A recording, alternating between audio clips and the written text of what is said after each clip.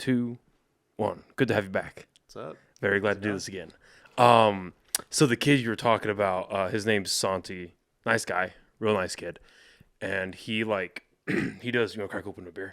Yeah, go for it. He does fucking thank you.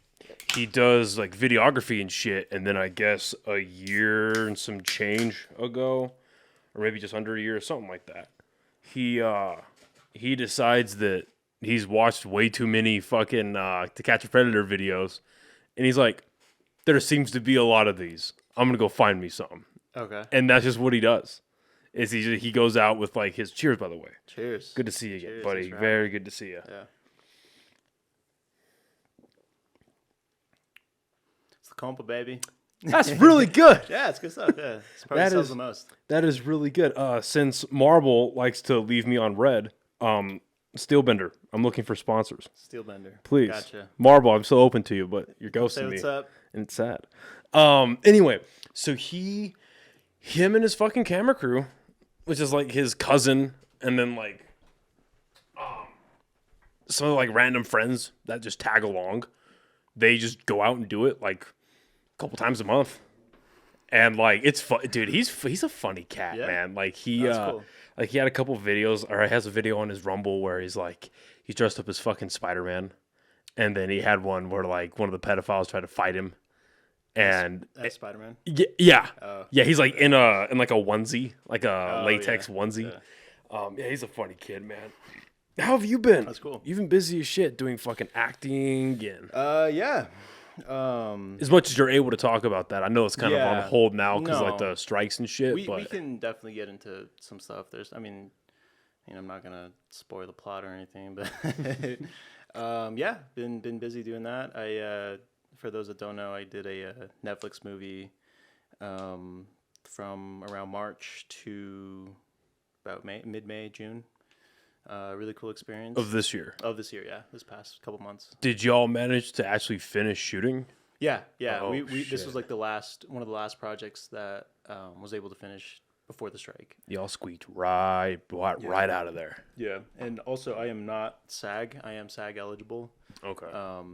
But once after the strike ends, yeah, most likely. Good shit. I'll join SAG. Good shit. But yeah, crazy experience. Big budget Netflix movie about a cool story with a lot of really cool people involved. Everyone that worked on it was sick. Loved it. Can't wait to do the next one. I know you told me a little bit about what it's about. Are you able to talk about that publicly? What it's about? Yeah. For the most part, I'm like, I don't know. Like I do kind of. I think the casting story is pretty entertaining and pretty funny, and I'm sure I can talk about that. Yeah. But yeah, for those that don't know, it's called Resball on Netflix and produced by LeBron James. It's the same people that did House Party, the new White Men Can't Jump, and some of the new Space Jam. Oh, the people okay. So they literally put us in basketball camp for like the first like week and a half, and it was wild. It was very intense. But the people that did Space Jam and like Swaggers on Apple TV, I think, and a couple other basketball movies were the ones that handled the basketball in this. And yeah, these dudes can hoop. I cannot hoop at all, dude. I suck. How long was the camp? I suck. Yeah, like I think we started doing. Well, I auditioned back in like I don't even know, like February or January, I think. Got a call back. I sent in some more tapes for a role that I was auditioning for. I ended up getting a different role. But that's really fucking good. Yeah, it's good. It's really good. This should not be that good. Steelbender's good. Steelbender's got some good stuff. Good. Okay. Really anyway, so you you sent in a tape for one role. What did you originally audition for? A different character. Okay. It's a basketball team of it's high schoolers. There's 10 of us. And the story is actually kind of wild. They basically just put out a giant casting call to like any indigenous res baller, basically. And we get to the callbacks and everything, and they said that they got over 5,000 submissions of just these 10 spots, basically. Wow. And it was wild. And I get the call back, and I got the chemistry read to do like with potential castmates and whatnot, and they had us meet at the ABC facility, just kind of like down the road actually, here in Old Town. And there we did chemistry reads, like just reading off the script, and then they also were like, all right, bring basketball shoes because you guys are gonna hoop in front of everybody, dude. Yeah, it was wild. Jeez. And well, that was part of the audition. Like when you submitted your first one, is read the lines, and then we needed a couple videos of you like actually hooping and like shooting around and whatnot. So I did mine. Did you have any experience playing basketball? No. Just kidding. Like, I mean, you would not think that I did, well, because I don't.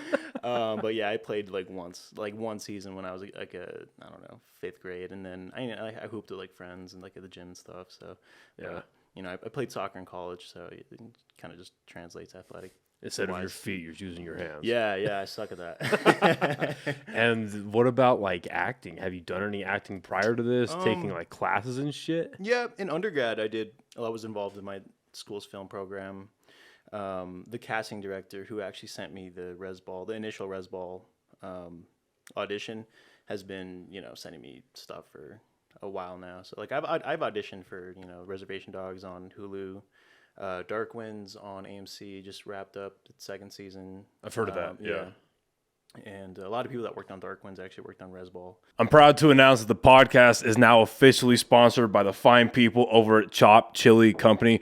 Guys, this is some of the best chili you can get here in the state of New Mexico, and they are online as well as in stores. They can be found at Smith's, Albertsons, Sprouts, John Brooks, and Lowe's Corner Market. They have 3 amazing flavors that you see here, and they also have frozen green chili that you can get online. Go on over to the website, chopchilico.com, and get yourself some amazing chili today. So it's kind of it's honestly a pretty small community when it comes to indigenous filmmaking and people within the scene. Yeah. You meet one person and they work on, everything else, but it's really cool. Everyone is super nice and really, just in your corner, because, these are stories that need to be told and are finally, everyone's super happy that they're actually getting made and doing well too. Like Reservation Dogs is killing it. So is Dark Winds, and yeah, this is going to be a pretty cool movie too. So you end up getting casted for a role. You go do your chemistry reads, and you're actually playing basketball together. So they, out of the 5,000, they narrowed it down to about 30, and the 30 that were invited to the ABC facility, they were from everywhere, dude. They were from like Canada, Green Bay, San Francisco, you name it, everywhere across the world, basically. Holy shit. And they were like, we'll do some simple warm-ups and stuff, and they're like, all right, we're just gonna start doing basketball stuff. And I was just like looking around, and they're like, if you can dunk it and like splash 3, and I was like, oh dude, no. And I'm just seeing dudes just throwing it down, and like I'm talking to them, and they're like, yeah, I played at this school so and so, D1, JUCO, NAIA, and I was like, that's cool, man, that's cool. I got the audition part. I got it submitted. Yeah. And it's actually a really funny story, kind of wholesome, actually. My dad is a hooper. He hooped. He still hoops, actually. He was really good growing up, and I didn't own a pair of basketball shoes. So I literally had to go to get my dad's old basketball shoes out of the garage and then pull up to the audition with those. And I got a little like Mike energy with those shoes. So I got the part. So were they your size? Cool. Like, did they actually fit? Yeah, well? yeah, nice. They fit. Yeah, nice, good shit. But yeah, no, they were just telling everybody, we're gonna just do basic drills. Whoever, like the actual like the leads of like the bigger parts of the movies, they had their own kind of like, basically what they did in the basketball portion was like, all right, I need everybody who's auditioning for blank come right now to the court, and then everyone who's auditioning for this, and this, come court right now. Bring the mic a little bit closer to you. Yeah, I got you. Feel free to fuck with it and move it around. These are durable as shit. Yeah, and the ones that were, and they really did their homework, and they really, you know, made sure that they casted people that could actually hoop and do the movie justice, and you know, they could. I mean, I'm not an anomaly, I guess, but yeah, they basically just put everybody up, and they were filming in front of producers, directors, like, you know, ADs and everything, and they just started. Is the filming director someone that's like kind of like a bigger name? Or yeah, no, it's Sydney Freeland. She's directed a couple episodes of Reservation Dogs. She's done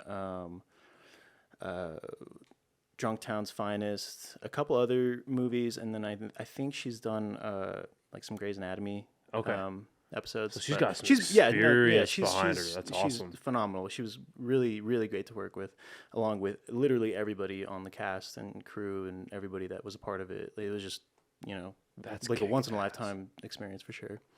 I mean, hopefully not, right? For you? Yeah. I don't know. I could die tomorrow and be happy with the whole experience, but I won't, so it's cool. Hopefully.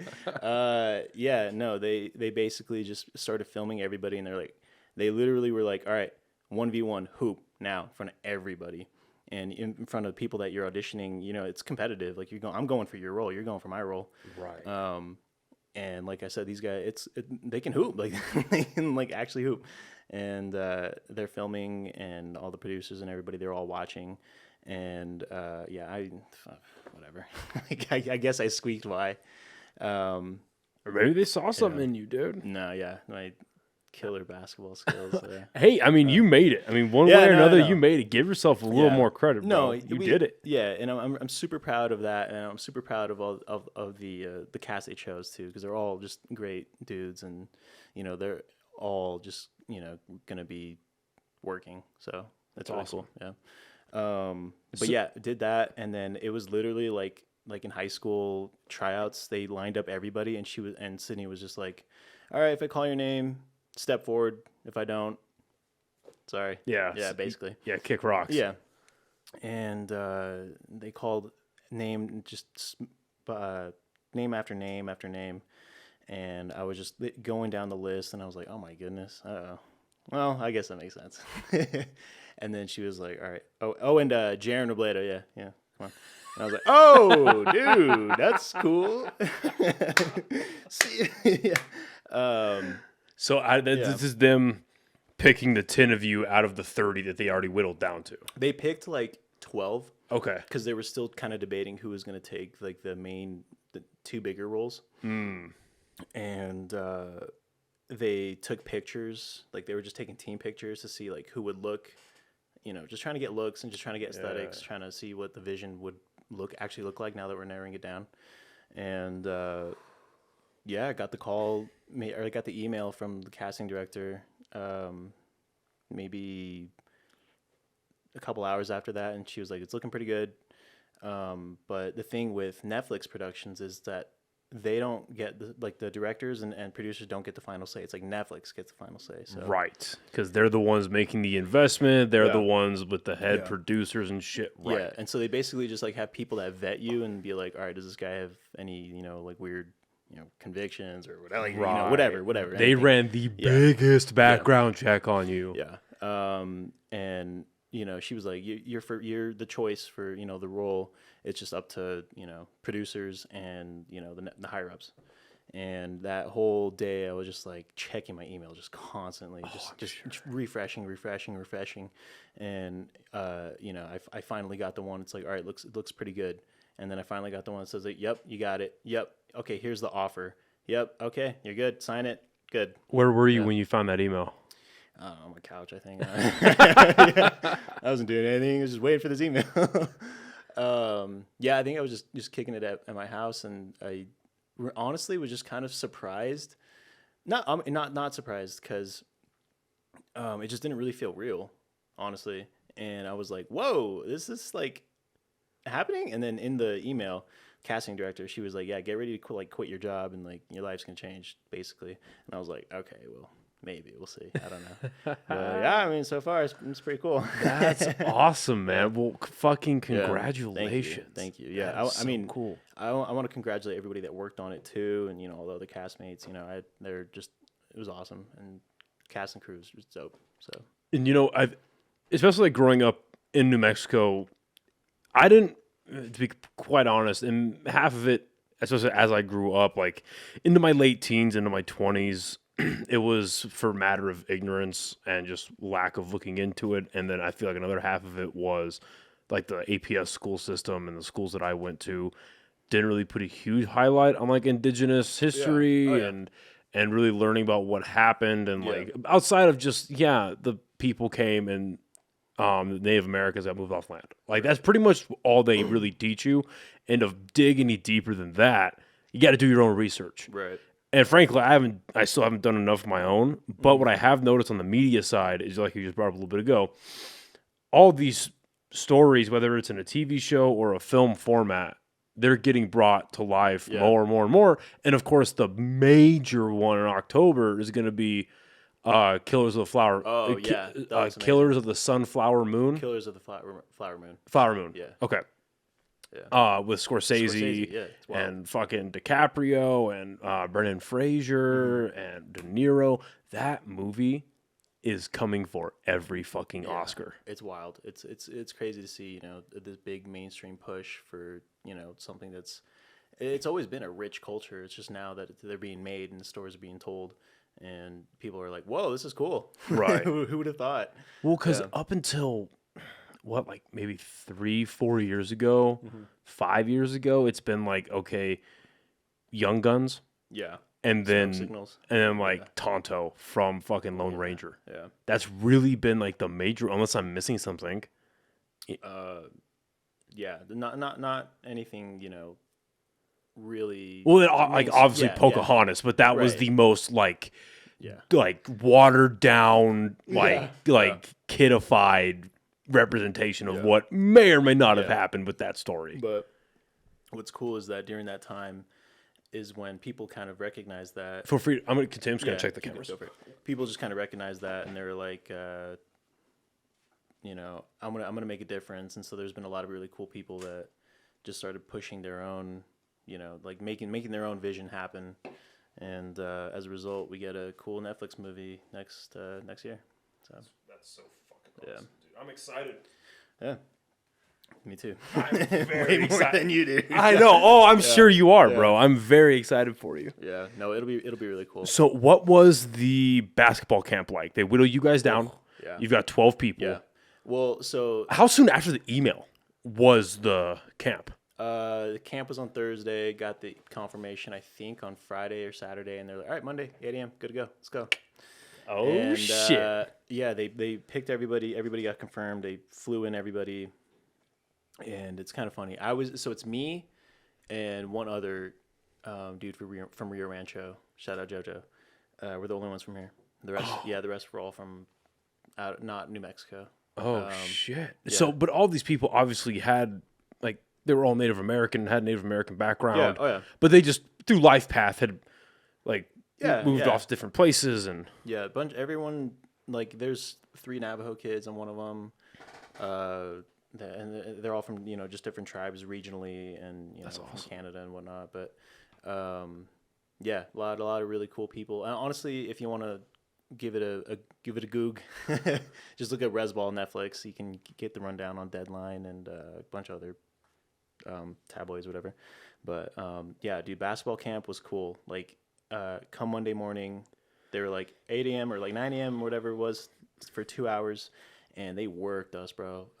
They brought in 3. The head athletics coordinator, he's done everything from like, I want to say like Remember the Titans to Moneyball to like basically every sports movie ever he's been in it. Like he's the guy that does the sports coordinating. That's awesome. Wild.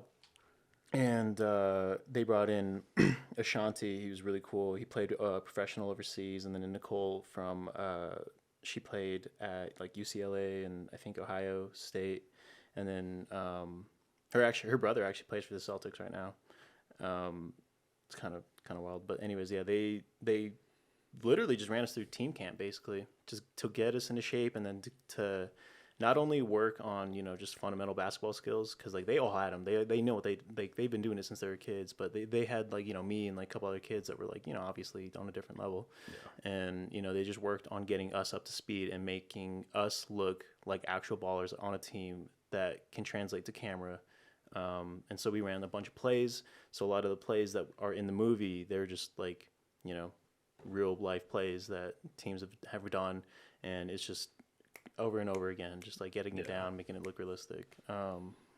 But yeah, that was really cool. And then after basketball camp, we would go to the Netflix studios and do like 2 hours of acting classes.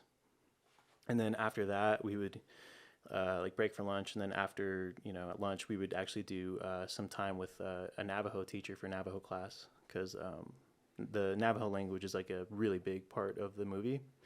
And they just really wanted to make sure everything was authentic and, you know, and translates, you know, as much as possible. And that's why it's a really, really cool project. So that's awesome that they took the time to actually make sure that there's real people who live the life of whatever facets being highlighted in that movie. Mm-hmm.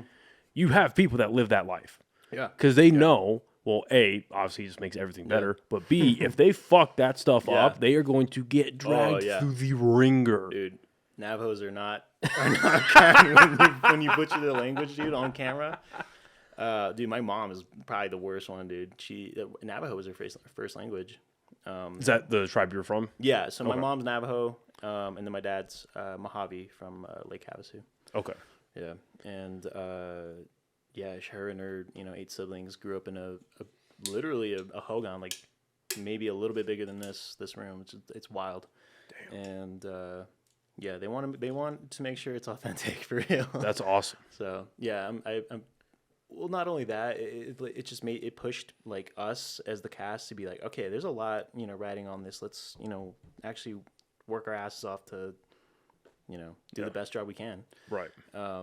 Because it really is bigger than us for sure. It's a whole culture. It's a whole people. It's a whole movement. And you guys are actively a part of history. Like, you guys are laying the groundwork and really setting the path for what TV and film can do with these type of stories, and how much care is actually put into it. Everything from, like you just said, from the people that are choosing to do basketball camp, the people that are choosing to run the acting classes, the Navajo classes, and then the people they cast, like you. Yeah. Like, if they cast just a bunch of yucksters who just don't really give a shit, want a paycheck, want to make a name for themselves, that's going to not only translate to camera, but then it's like, oh, well, because so it's Netflix doing this, so then Amazon, Warner Brothers, if they ever get their shit together, and any other major production company, they're going to look at that and go, oh, well, I mean, if Netflix doesn't really give a shit about these stories, why would we? No, for sure. So that's awesome that they're taking the care to do that. Yeah, no, we definitely... I'm very confident and proud of the product, or not product, but the vision and project that will you'll see on your TV. Well, that's what it is too. What is a product? You know what I mean? It's a solid investment that's going to turn into a good product, and then, like I said, that's going to be a major, not trendsetter, but it's going to be a major milestone in this pathway of bringing these stories to life in a more authentic way. Right. So how long were you guys doing these different classes and camps until you actually hit day one shooting? Oof, man, I want to say probably like 8 to 10 days, I think. And that was just a pretty rigorous schedule. Cause how long were your days? Honestly, not that long, like a 9 to 5, but. You finished like after the Navajo portion?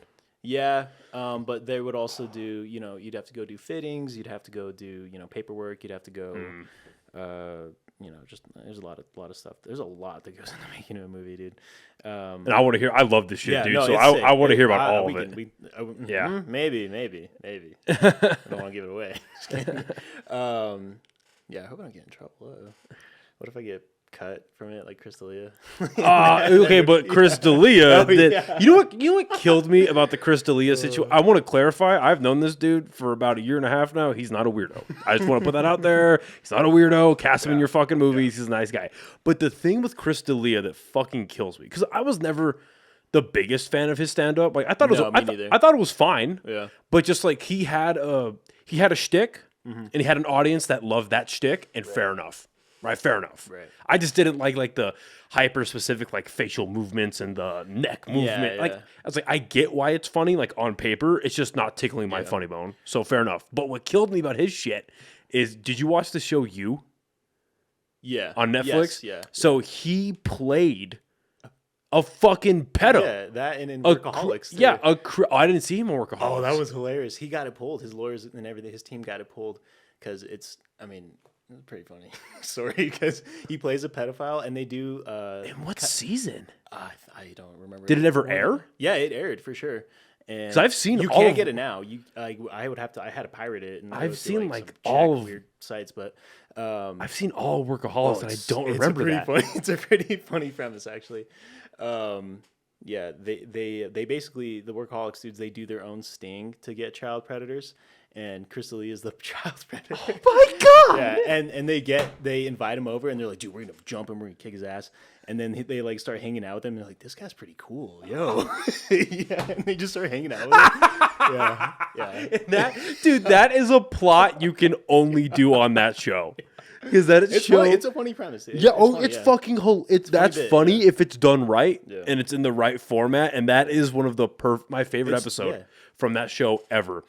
Is I think it's in the first season. It's when they're having the guy come in, the best test in the West guy that's coming to do the drug test for the whole company. Yeah. And so obviously the trio, they're like, oh, we're fucked. So they send Blake up into the ceiling, and he sticks his dick out of the ceiling and he pees in all the cups. And so the boss, she brings in the tester guy like a week and a half, 2 weeks later. All those, she's like, how the fuck did my whole office test positive for THC, Percocet, cocaine, heroin, LSD, NyQuil, Dayquil? And he's like, oh, I don't know. And they're like, they did. That's crazy. So wow. Oh my! So anyway, that's what drugs are we testing today? Drug test today? But that's what killed me about Crystalia was that season relatively had just like within the last 2 years of him getting canceled and him all that stuff had come out. Right. And look, I believe in second chances and I believe in people being able to change, redeem themselves, but I also believe in punishment. You know what I mean? And I'm not one to pass judgment on if the crime or if the punishment fits the crime. But that was such a fucking wild situation. Fucking weirdo. Well, but they filmed that here too, actually. Army of the Dead.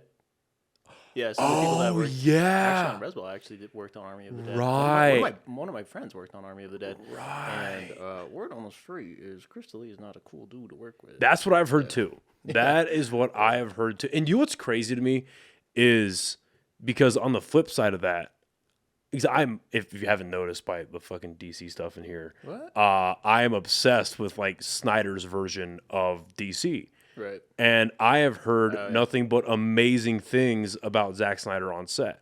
Because he's a director. Oh yeah. Because I've been watching his stuff since Dawn of the Dead came out. Mm-hmm. I remember I got Dawn of the Dead on DVD for Christmas one year, and I had like this little $60 DVD player. Right. And I popped that bitch in during a road trip, and my mind was blown.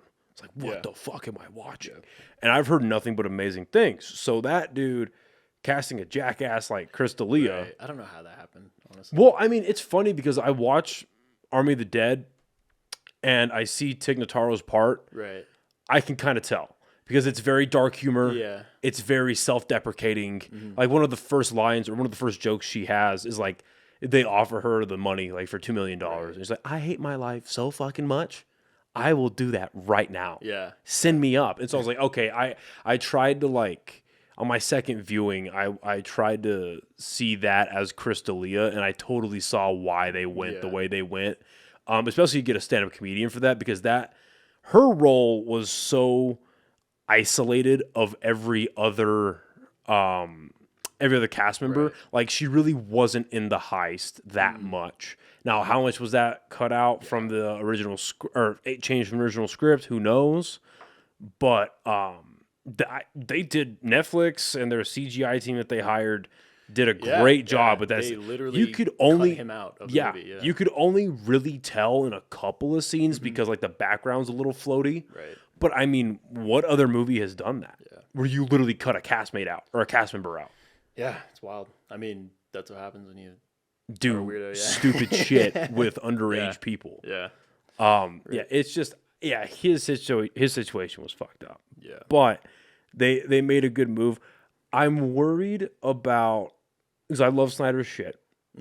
I am a little worried about Rebel Moon because I love him as a director, but his writing is kind of hit and miss. What is Rebel Moon? Rebel Moon is Snyder's new movie coming out for Netflix in December. Oh yeah.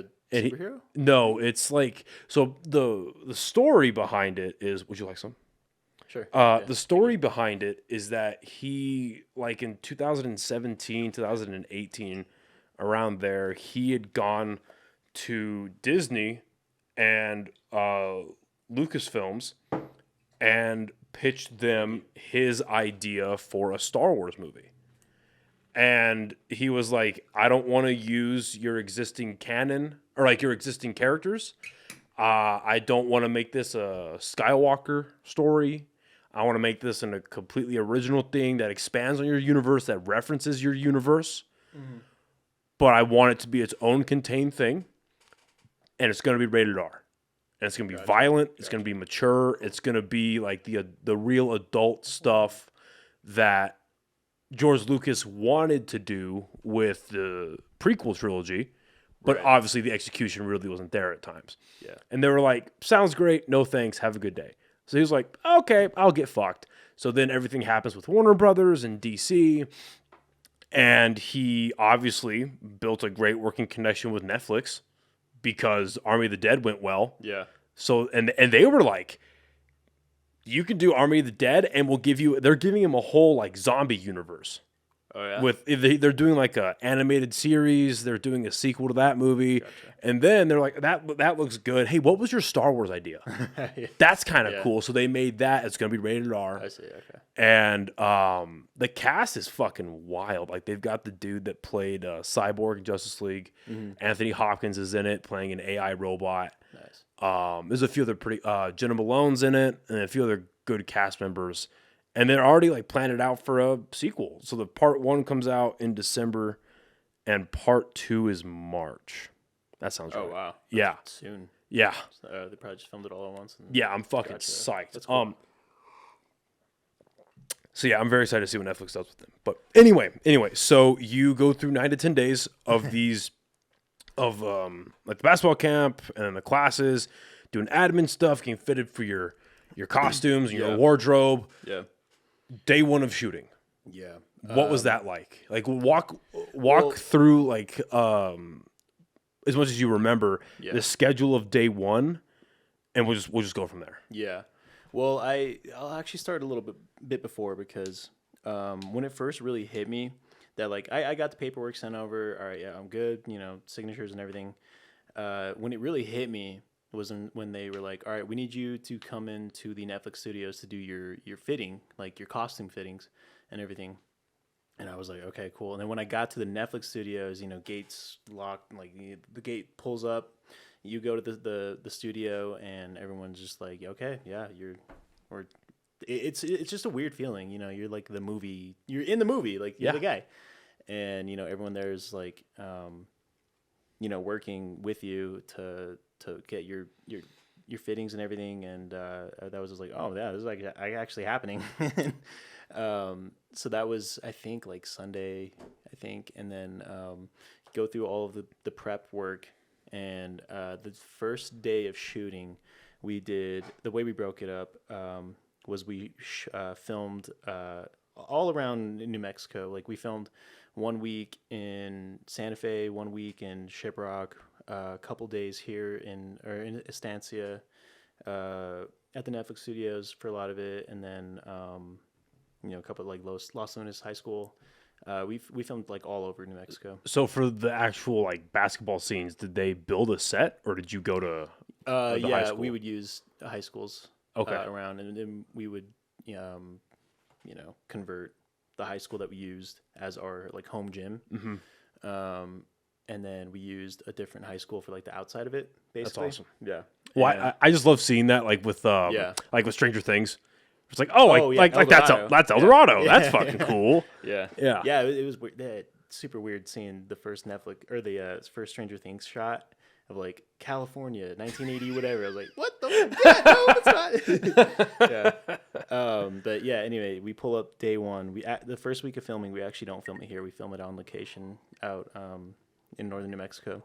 That's cool. And they put everybody up in the hotel room. You know, you walk in and it says, you know, welcome, Jaren, whatever, like on the TV and stuff. You're like, whoa, this is cool. This is kind of crazy. Wait. So back up. Yeah. So you walk into your hotel room. Yeah. We all got hotel rooms for everywhere we stayed. Right. And it says, that's fucking. Yeah, it's wild. It's like you're being treated like a movie castmate. You are. Yeah.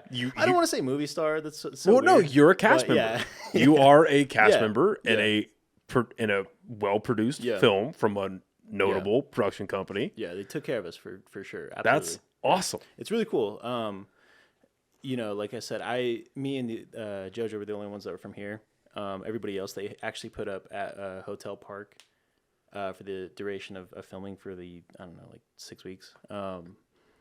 But it's kind of funny too, because like that hotel's super haunted, and so you get on. Well, the funniest part actually is, you know, we're all just a bunch of res kids, like just native kids, like you know, one of us is like never like really stayed at like a nice hotel, or like a lot of us like that just wasn't like who we were like when we were grown up and stuff. And you know, you're getting treated, you're getting catered, you're getting, you know, people like getting stuff for you whenever you want. You know, you can eat, you can go to Crafty, eat whatever you want whenever you want. It's just so bizarre, and like it's such a weird, nice change of pace that you know you're just like, wait, kind of like stop. What is it? Imposter syndrome. Yeah. You're like, what is happening? This is for me? What? Yeah.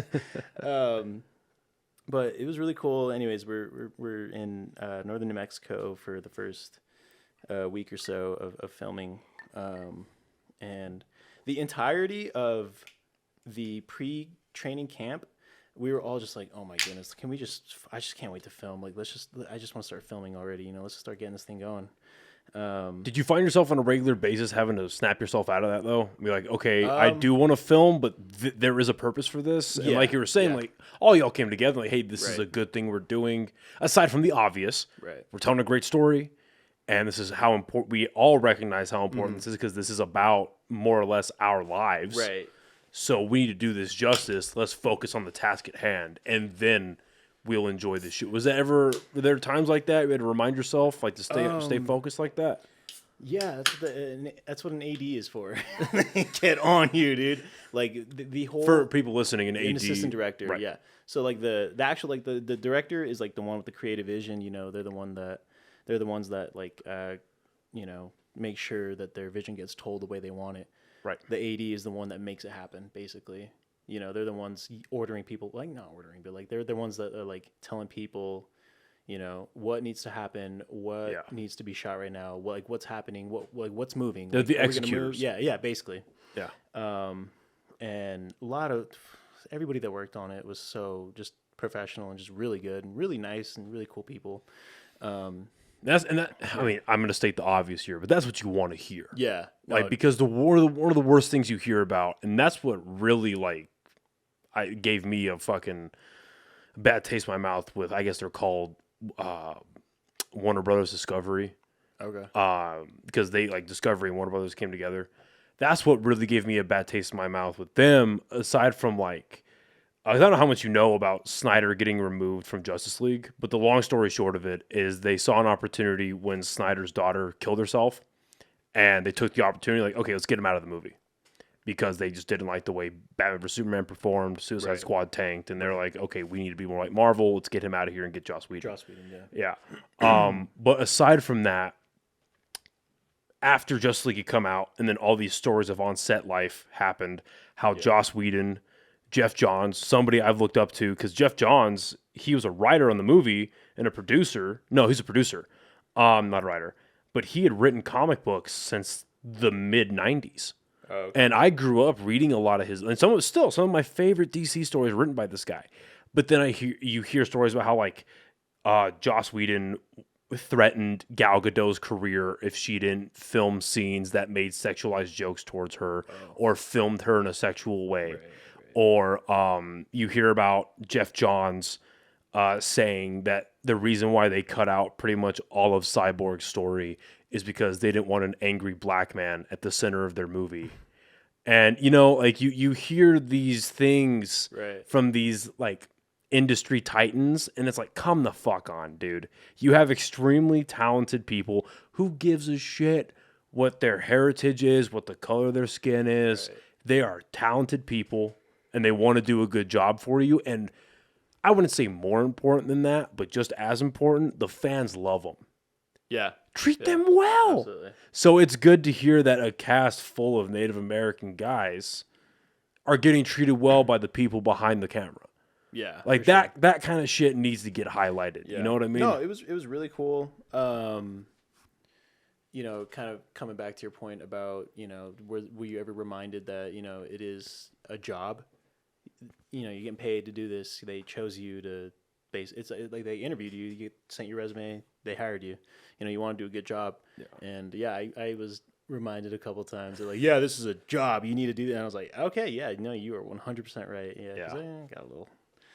I got lost a little. Yeah. Yeah. So, we all did. But, well, it's good to have that, to have that strong armed guy there. Yeah, movies are super hard to make.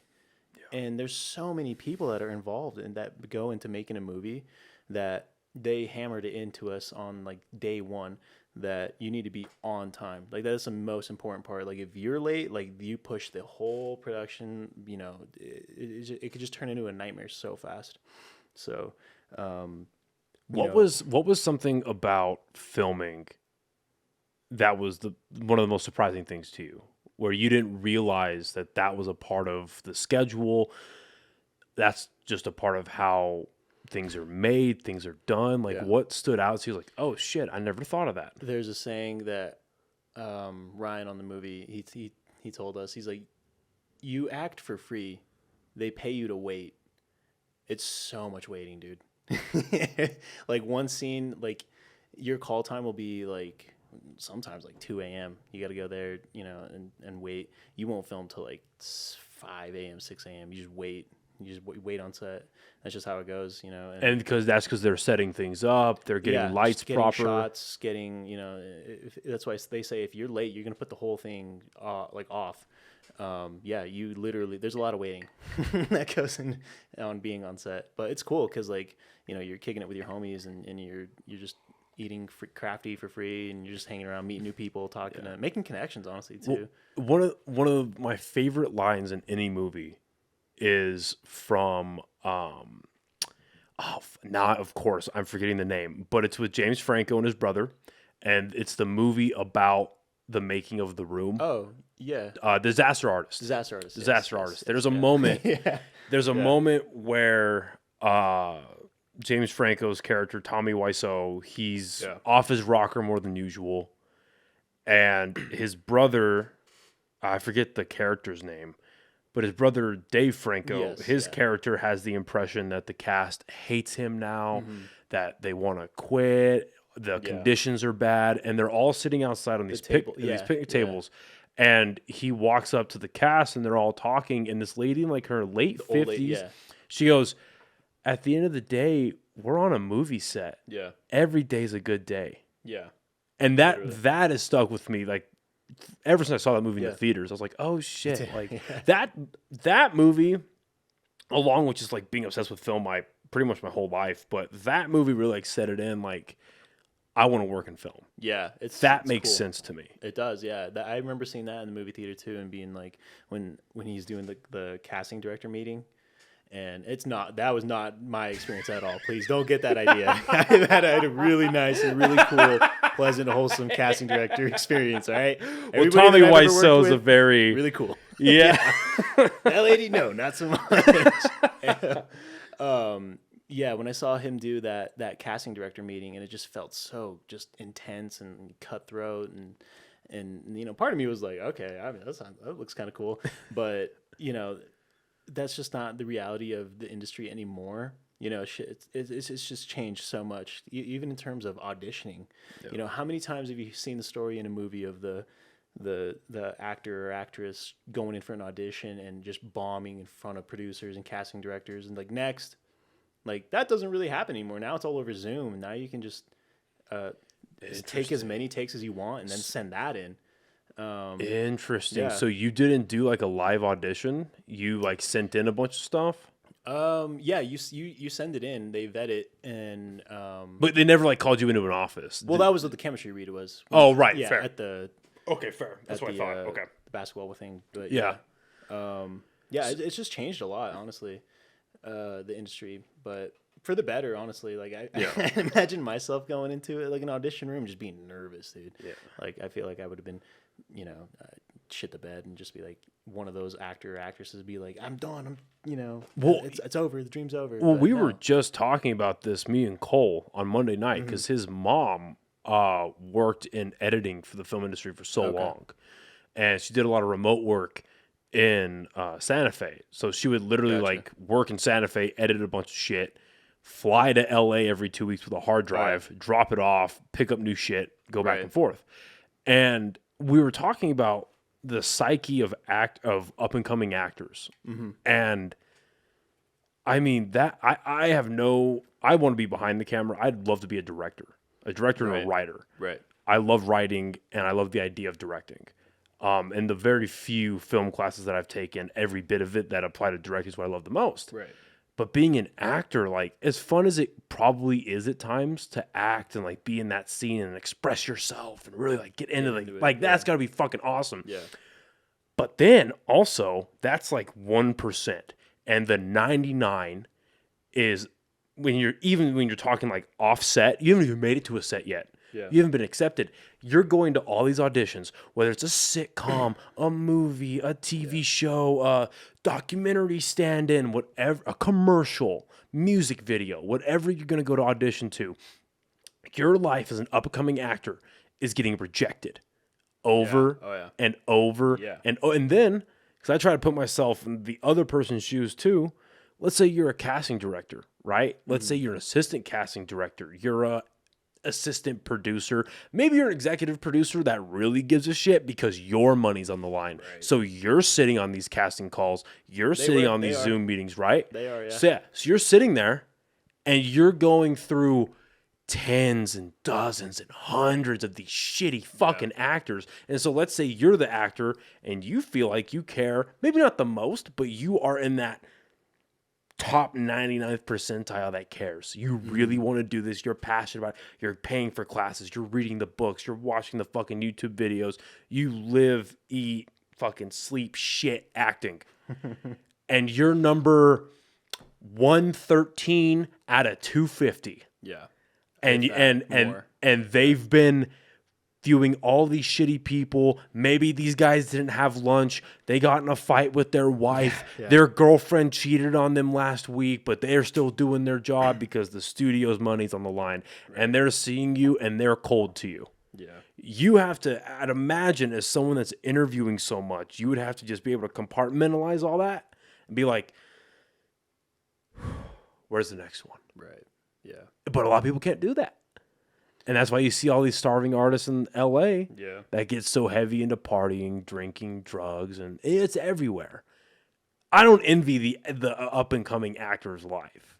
And I'm glad that your experience has been a positive one coming into this. You know what I mean? Oh, yeah. That's why I frame all of it, because I hate to sound like overly negative, but I feel like that's the realistic scenario for a lot of up-and-coming people. Yeah, definitely. So for one of your first major projects, I'm glad that you had a positive one. Yeah, no, it was perfect, honestly. I mean, yeah, and it was as perfect as waking up at 2 a.m. to go to wherever. Like, I'll take that. That's fine. But you're going to a movie set. Yeah, that's why it was cool. That's why, nobody ever really complained.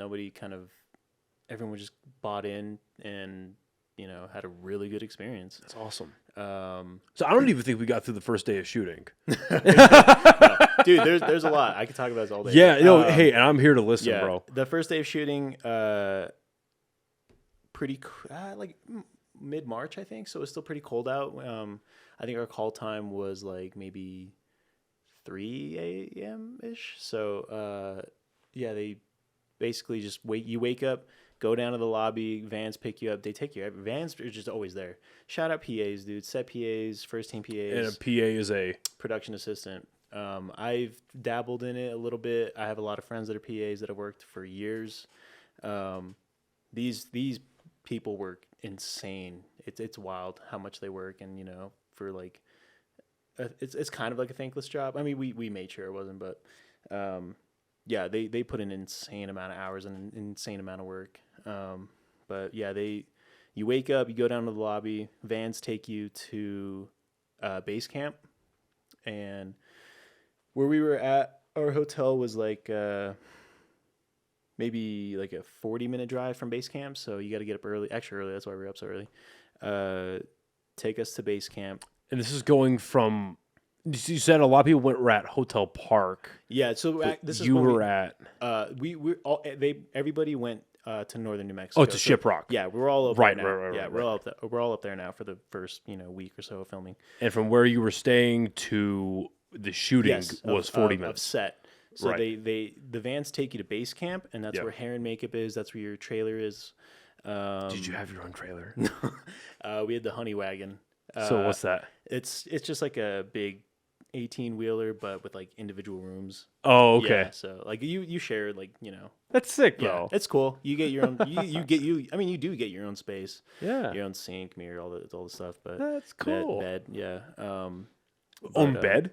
Yeah. You go to sleep, dude. It's like 3 a.m. That's I'm gonna take a nap, dude. That's fucking sick. Yeah, that's cool. I definitely napped a lot. Like these are the things that I don't think. I mean, certainly myself, but people don't really think about a movie set. That's fucking sick. Well, I mean, yeah, I did nap in the beginning of it, but then as we got into the lifestyle of filming a movie, you're just kicking it with everybody on set, and you're just kicking it with like hair, makeup, or crafty, or whoever it is. It's just you're just hanging out. But we get taken to base camp, go to hair and makeup, wait in your trailer. A PA will come by and say, "What do you want for breakfast? Anything you want. What do we want?" And they'll make it in 10 minutes. You're eating it, and then you just wait until the PA knocks on your door. Like, all right, you're ready to go to set, and your wardrobe is already waiting in the trailer for you. You just got hair and makeup. You get ready. They knock on your door. All right, let's go. Everybody gets into the vans. We all get transported to set. And it's set. It's a movie set. it's really cool. What were the without giving too much away from like the plot and the setting and all that? But what were the first? I'm trying to be careful. Yeah, you're good. Yeah, I don't want to get you in trouble. Yeah. And honestly, I want to keep some of the mystery for myself. Yeah. What in that first because you said you were out there for a week at Shiprock? In Shiprock, yeah, for about a week. Okay. Yeah. What were the scenes you were shooting? Like, what was the dude? Well, it's kind of funny. It's honestly a demanding movie, acting wise. You have to pull from literally every range of the spectrum of emotion in this movie. What were the settings? I guess like what you like to know, huh? Yeah, yeah. Like was it first, second, or third act out in Shiprock? That's crazy. Can't tell you. Oh shit. I think this was. Well, movies are just shot differently. Like, that's kind of like the question you're asking is like, what surprised you about making a movie? It's like, yeah, we're shooting like the ending today. Yeah, you don't shoot in chronological order. It's like for the first sure. day, like the third day. So you're the ending. So I would imagine because it's out in Shiprock, that's like scattered throughout the movie. Yeah, like it's like okay, today we're shooting page 2. Right. All right, tomorrow's page 95. 20, yeah. Tomorrow's or the day after is 20, and then 47, and then okay. And that's just up to the AD or just people that make the shooting schedule. Yeah. And that's why I respect them so much because, like, honestly, I feel like I could see myself doing, like, that type of stuff because, like, I feel like I'm pretty good at, like, maximizing the most out of our efforts, within this time frame. Like, we're here for this amount of time. Let's knock out as much as we can while we're here so we can move on and get this thing made. And so, yeah, you're filming, every act, scene in every act, basically.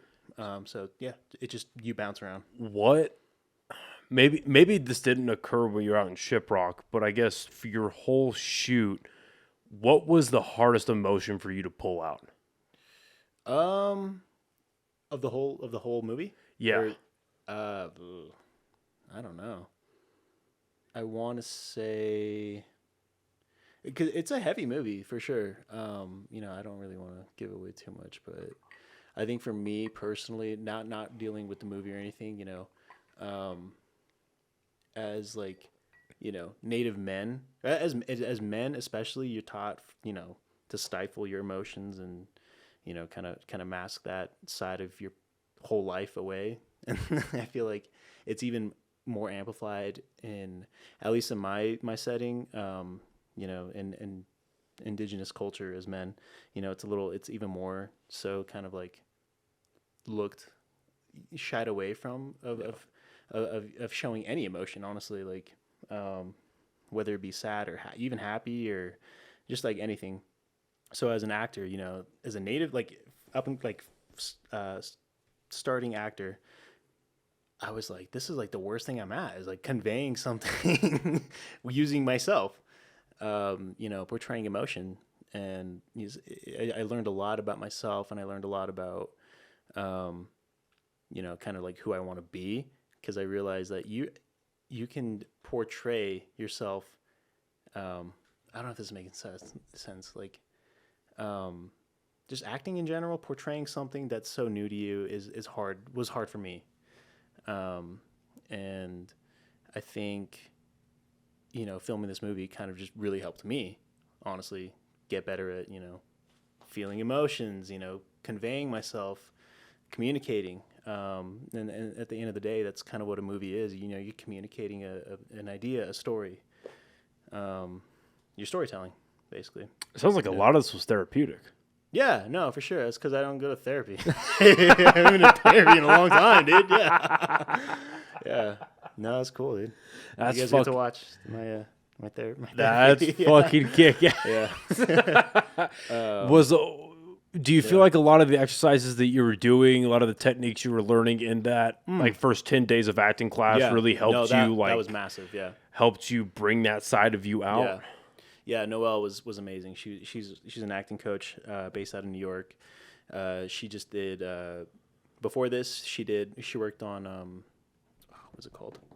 Adam Sandler, Netflix, the basketball movie. Oh, Hustle. Yeah, she was on that, and then everybody that worked on worked on this too. That's crazy. Yeah.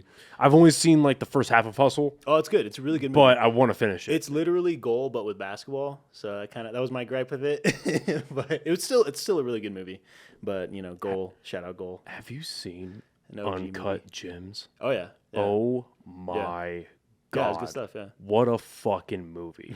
Like the Safdie brothers, I'm very sad that they've like broken up, quote unquote. Oh, is that right? Yeah, because one Safdie's, I forget which one, but one Safdie is going to go and only do directing, and the other one that was in Oppenheimer is going to do acting. Gotcha. Yeah. And they just wanted to focus on that. Very talented. But so talented, and it is a absolute fucking crime that Sandler didn't get an Oscar nom for that movie. Because, I mean, whatever he tapped into to be the most seedy, slimy, grimy dude, but you're rooting for him? Yeah. And you want him to succeed. And spoilers, just for him to get shot in the face. Yeah, at the end, as the ending. Yeah. What? Yeah. No, you're just left with a... I guess. I fucking love that movie. Yeah, it's a good movie. It's a really good movie. Shout out KG, too. He never acted before that. He killed it. Oh, yeah. Yeah. And what's crazy about the studio that did that, A24, I'm sure you heard about this, but amidst all the strikes, they were the only production company, at least that I've read so far, they were the production company that was like, okay, Writers Guild, Actors Guild, what do you want? Yeah. All right, sounds good. Yeah. Yeah, we'll pay you. Yeah. And they're like, okay, we can still make A24 movies. I love A24 movies, yeah. They're have you seen Beau is Afraid? No. My friend really wants me to watch it. What a fucking movie. Yeah, I like Joaquin Phoenix a lot. I just hear it's a mushroom trip. It is. Yeah. It is. No, it's an exercise in anxiety. Yeah. For real. And I don't want to give it away, obviously, because there's a lot of different ways you can interpret the ending, but it's worth it, A. B, for your first sitting, watch it, like find a 3-hour chunk to watch it all in one setting. There is a moment in a forest where the movie, at least for me, Right. and the person I was watching, I went to watch it with Danielle. There was a moment in the forest where it came to a screeching halt. Like the movie, The production style changes and everything? it doesn't. Well, oh yes, it does change, but yeah. it just becomes so boring. Gotcha. Like the movie for the first 2 hours, 20 minutes is quick. It's interesting. Right. Even in its slow moments, it's really like compelling and all this crazy shit's going on and you're really with it. Where is this going? And then in that forest scene, about 5 minutes in, I literally had my head in my hands. Yeah. And I turned to her and I was like, can we leave? I was like, I know we're not going. Barbie. My speed. Barbie was fucking amazing, by the way. I will not take that fucking slander. But we were the only ones in the theater. So I could like openly talk shit. Oh, I see. And I was like, this is horrible. Like this scene is shit. I don't want to leave, but I'm going to complain. Because this is, and then you finally, literally like that scene, you get out of it, right off to the races. Yeah. And there's a crazy weird thing because Ari Aster's a weirdo. Right. And the way it ends is phenomenal. Mm-hmm. And it's one of Joaquin Phoenix's best performances. Really? That is like, it's not going to get Oscar attention, which really sucks. It won't. Raspberry, what is it? Oh, the Razzies? Yeah. No, no. If the Razzies touch it, that just shows how much of a fucking kook they are. I'm kidding. Well, that's what just goes to show you the director's vision was effective for sure. Yes. Yeah. Oh, for sure. Well, and the fact that something like Midsummer or I've seen Hereditary. Didn't get really like those. Any Oscar attention, even for like the score. Right. Yeah.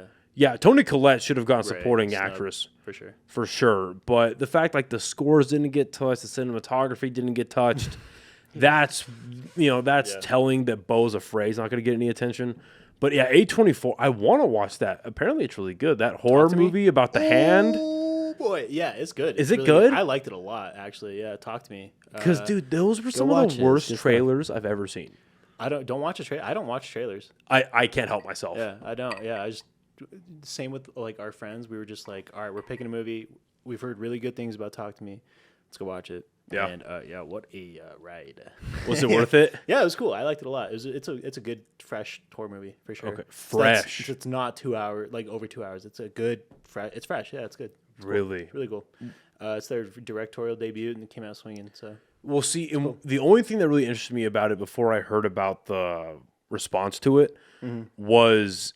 Just like Smile and Lights Out, which I thought Lights Out was okay. Yeah, I think I've seen but I loved Smile. The Shane Dawson one? No. The horror movie Smile. Oh, yeah. I'm thinking of Smiley. Yeah.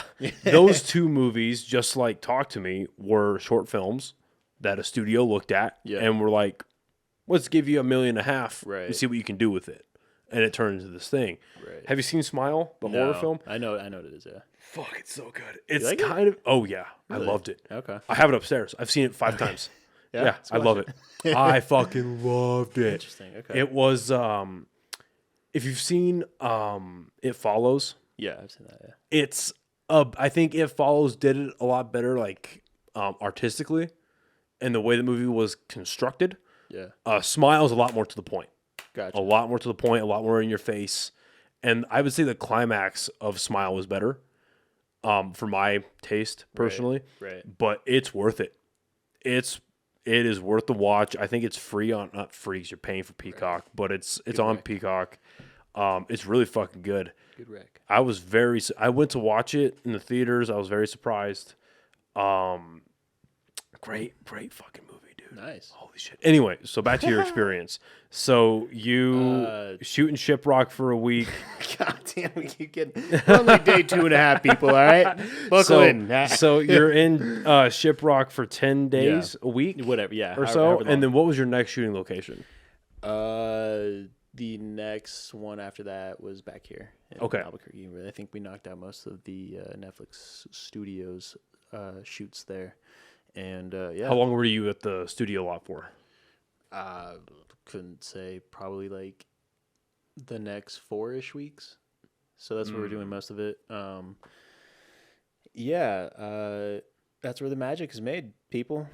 Well, because they're building they're building a lot of sets, and what was that like, seeing a set get built in front of you, and now you're having to insert yourself into this artificial thing and then express real emotion? Yeah, that was crazy. Because that's where we did our camera test, was at the Netflix studios in like the giant warehouse. Like, it looks like a hangar. And you know, they got the whole camera rig set up, and you know, these 2 basketball hoops set up, and they're just getting the camera test. And that was another moment where I was like, whoa, this is real. We're doing this. And it's just a giant warehouse. Yeah. And the set deck is insane when it comes to building sets, you know? Like, newsflash, I hate to burst your bubble, but like most of your movies were filmed in like a fake room.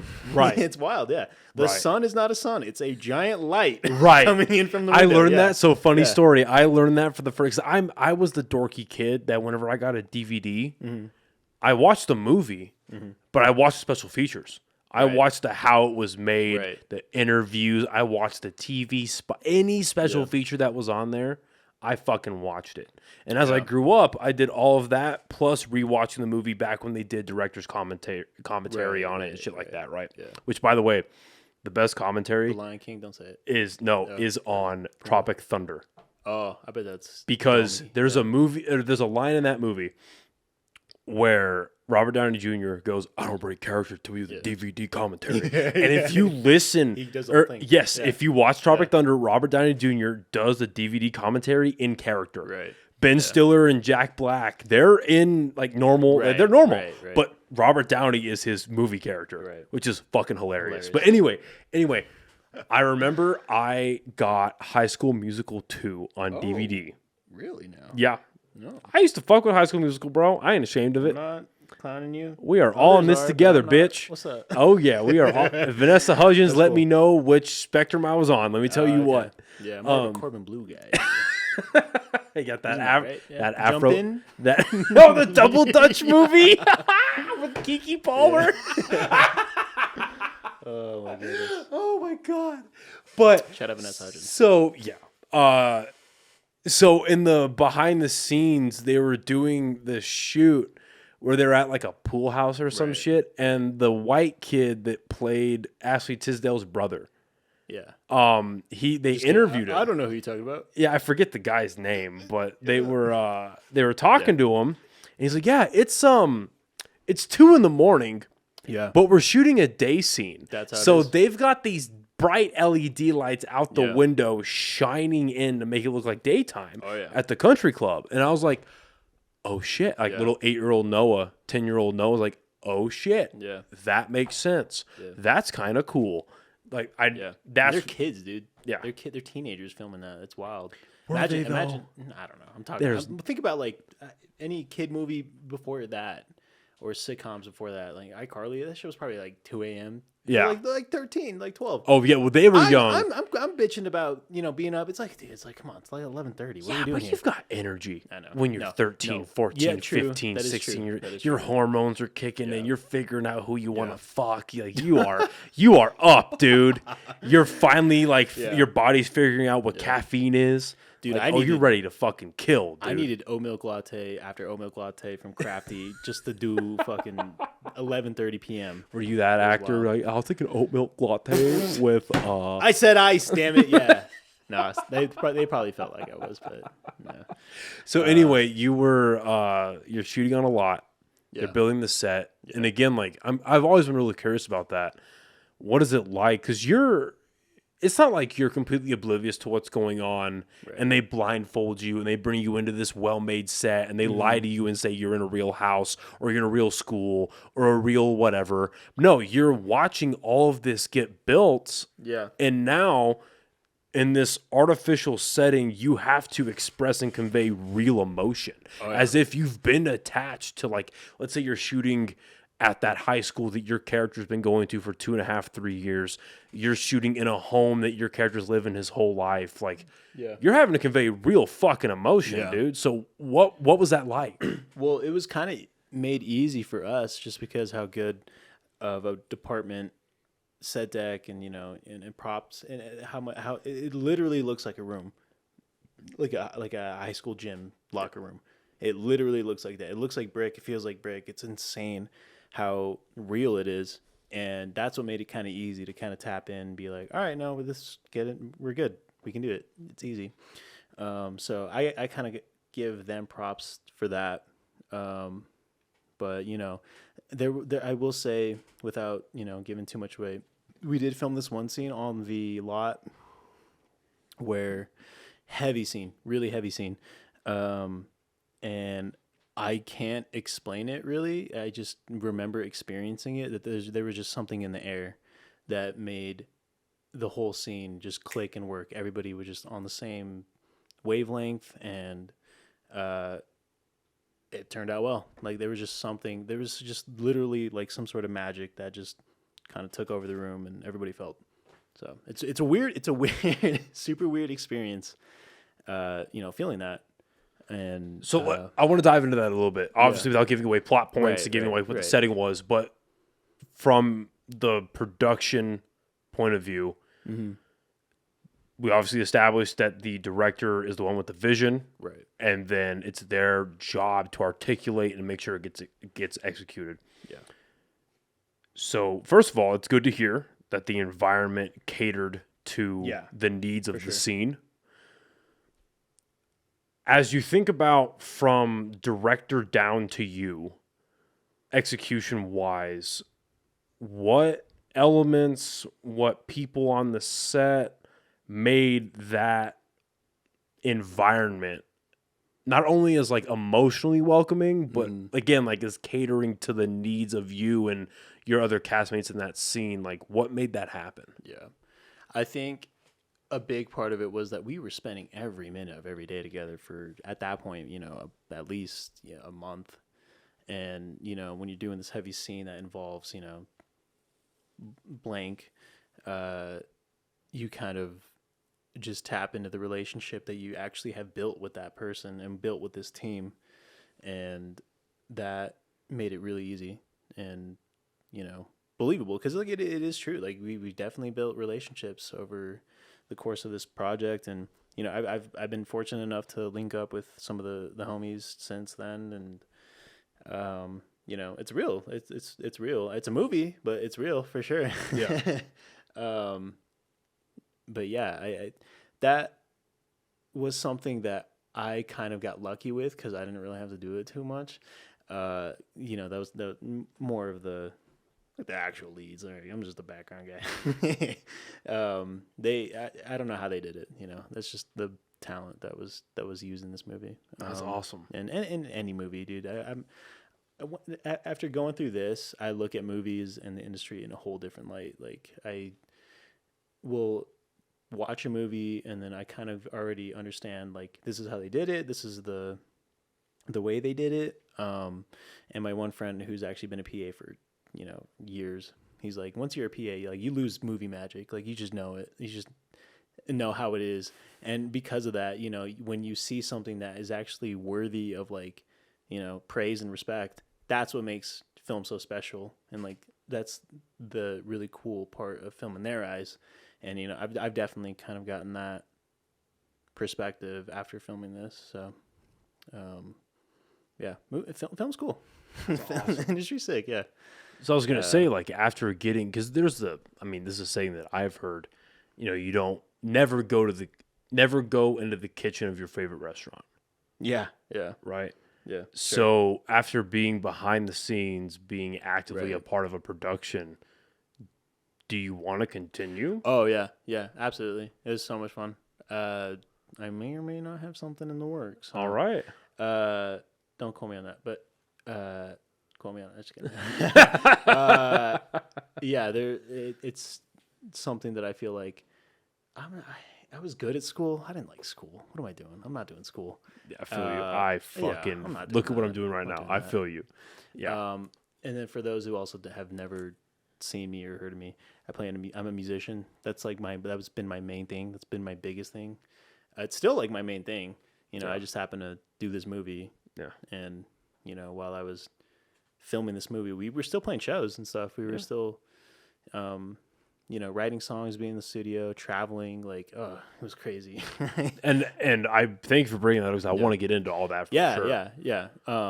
But I remember one weekend where my band, Sight Montero, was booked to play in Salt Lake on I think of Saturday, and film only shoots Monday through Friday. You get the weekends off. Oh, that's nice. Yeah, I didn't know that. That's nice.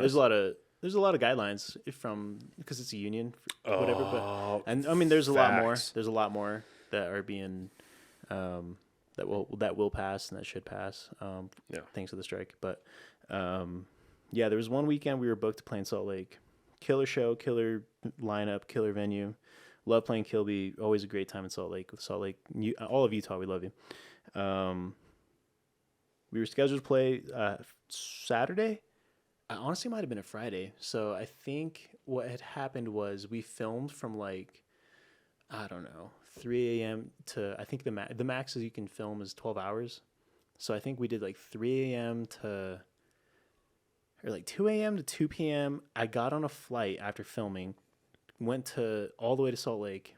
The band drove separately. I flew there. I got an Uber to the hotel, got our stuff, went to the venue, played the show, kicked it there for the night, came back, ready to start again Monday. Just a lot of stuff was moving. A lot of stuff was going on during that time. That sounds like a beautiful. I mean, obviously, after years and years, that can get tiring. Decades of that, right.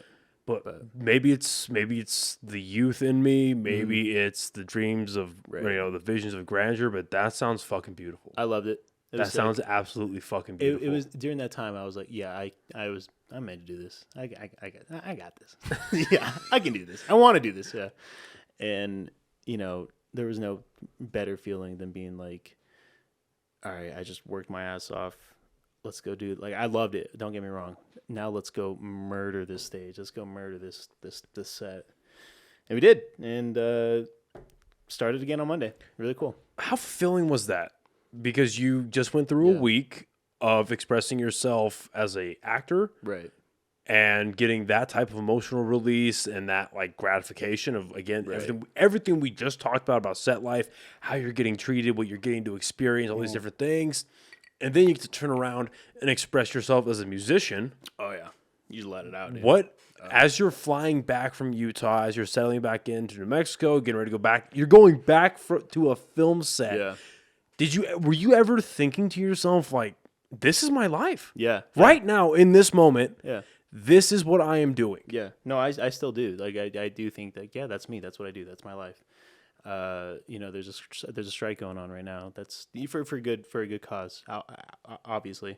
But, once it's over and everything is settled and things are rightfully paid and dues are made, that's what I want to do. That's me. That's for sure. That grind is sounds corny. I want the grind, dude. I'm all about the grind. That's me. Well, but if you love it, it is. Yeah. If you love it, you're willing to put in those type of hours and do those things. No, yeah. I have fully told myself that this is what you were made to do. Honestly, I'm not doing school. I'm not going to school. I'm sorry. I hate to say it. I'm not going to go to school. I'm just going to cheat again, dude. I'm genuine here. I like this. I'm going to do it. I'm going to do it. I'm going to do it justice. I'm going to do it because I want to do it. Yeah. But yeah, it's realistic. Honestly, it's just kind of wild to think that this is just the start. Honestly, for me, that's what I keep telling myself. But what was so rewarding was that I've always pictured myself doing this. I've always pictured myself and the band taking off, doing it, and touring, playing shows, being a success. There's not a lot of people that have come out of Albuquerque to do that. And I think not only did I think that the band was good enough to do it, which we are. I'll stand by that. But I'll co-sign that too. You guys, you guys are fucking great. I've seen you 3 or 4 times now. You guys are great. I appreciate it. You guys are great. Yeah. But this whole Netflix and movie career is only just a catalyst for that. And, this is just the beginning. The movie hasn't even come out yet. I know it sounds like I'm gassing myself up, but Like, Do it. No, fuck that, dude. yeah, Do it. No, well, that's what I was saying. It's just so cathartic and just so rewarding that, I bet on myself for so long that it's paying off. Yeah. It's gonna happen. So it's cool for me to understand that our hard work is paying off. So and this is what it looks like. You look like a dumbass on a podcast. Yeah. No, it's cool. That's fucking awesome. All right, let's take a small break That's it. because I've got to fucking pee. My brain's Likewise. Beer does it to me, dude. it. All right, we'll be right back, folks. You can piss downstairs. I'll go upstairs. Gotcha. Thank As you. well, you are welcome. But the great and powerful Costco Oh, yeah. decided to start selling this shit in like their version of a handle. Oh, yeah. So I bought this, and I was like, "Fuck yeah!" Nice, dude. Yeah. You know what I want to actually get? I wanted to get it when Sam Morril came here in Santa Fe a Yeah. couple months ago, 2 months ago. We'll start from here with like stand up and shit for sure. Love comedy. Yeah. Love comedy. Yeah. Bodega Cat whiskey. You ever heard of that? What's it called? Bodega Cat. Bodega Cat. Yeah, no. it's Mark Normand and Sam Morril's They have whiskey a whiskey. rye. Yeah. Ooh, I'm picky about my rye. Oh yeah. I'm not a very I picky heard good things about it. I'm not a picky liquor guy. Like if it tastes good, it tastes good. Right. I'm not prejudiced, towards any kind of liquor. Right. But the only rye I've been able to have, well, the first one that I had, I didn't even know that it was a rye. I had the rye version of Angel's Envy, and that will fuck you up, son. That will send you to fucking Mars. So that, Wow. and then what was the other one? It wasn't Bullet. Yeah. It was no, because Bullet has a horrible. I love Bullet. Until I started Right. drinking that Right. was Bullet was your my main- like my daily drinker drink, for sure. Woodford Reserve. Woodford Reserve has a really good rye, Really. and I fuck with that pretty heavy too. I've got a bottle of Woodford, a decent one around here somewhere, but their rye is pretty good. Yeah, I'm not a fan of Bullets, but yeah, I'll switch between that and Johnny Walker Black if I want to have like the more smoky, like Right. campfire style whiskey. Yeah. That or like, is that a whiskey or a bourbon? I don't fucking know. But either way, I think it's a whiskey. Aren't all bourbons whiskey? Or no, all whiskeys are no. What is it? Yeah, it's Gotta like that be weird brewed, made in Kentucky. or like something to be weren't you bourbon? I don't know, taught something in like that. math where it's like all squares are rectangles, but not all rectangles are squares or some shit? Newsflash, I copied. Anyway, How to get drunk? anyway, let's close out the Netflix portion of this. Sure. We covered a lot of it, and I appreciate it because I love this shit, dude. No, yeah, I- I will tell you everything off air for sure. Yeah, I love it. Just kidding. I won't. So you end up going and you film at the Netflix studios. What was Rap Day for you like? Because I know that's another part too that people don't know is like people rap at different times. Yes, yeah, So Rap Day for you. yeah. How long was the shooting schedule for the whole project? About 6 weeks, I think. And then when was your rap? The last day. Oh, no shit. Yeah. Okay. No, we're a first team cast, so like we film every. Yeah, okay, that's fair. Yeah. So so what was that like? Obviously I know you can't really say what you were filming, Right. but Honestly, I don't even remember what we were filming. what was it like finishing up that project? Honestly, I hate to say it, but it was like 4 a.m., dude, and we had just filmed a full day, and then we had to go take our like team photo shoot, like a team for promos that will come out. Yeah. And so we spent the last like 2 hours everybody doing theirs, and it was super sad because once you finished your promo shoot, like your photo shoot, they were like, all right, here's a wrap on blank. He just left. Like my homie for the last, month and a half, he's just gone like that. And now I got to go do smile and like take pictures. Like, yeah, dude, we're still a team. Yeah, all my homies just left. Yeah. That was basically our rap. And It wasn't. We some of us stuck around because while we were doing our scene or our photo shoot, they were still on the other lot doing another scene for the last day. But yeah, there was a couple of kids that had to go home because of their flight. It was in a few hours. So they had to leave. Yeah. And so that our bye was like, peace out, man. See you when I see you. See you at the premiere. I gotta go do my shit now. Yeah. But it was all in good love. Like it was really cool. And so when we wrapped up the photo shoot, we went over to the other stage where they're filming the scene, and they wrapped the team at the end of the shooting at the end of the day, night, I guess. I don't know. It's like 4 a.m. Yeah. And they basically just give us a huge applause break, have a little party, and you're exhausted, man. I was exhausted, and I went to bed, and then the next day, they actually didn't wrap that day. They did one more day because everybody was just so tired, and they did one more day. But yeah, it was weird. It was a weird feeling. It was like, yeah, I just filmed a Netflix movie. Now what? And we had a lot of talks between the producers and casting directors and the director. Like, here's what's gonna happen. It's basically gonna feel like, you did all this work. Now you go back to what you were doing before. I started at Steelbender. Shout out Steelbender. Maybe a month before I got the gig. Yeah. So I did all my training, got all my training done, and I had to tell my managers, hey, I gotta take some time off. I got a movie to do. Yeah. And they're super cool about it. Steelbender's a really cool place. That's awesome. That's good to hear. They were really cool. I still do shifts there now. So come say what's up. That's awesome. Yeah. But the what they told us was like, you're going to film, you're going to go 100 miles an hour. Just go. And then it's going to stop.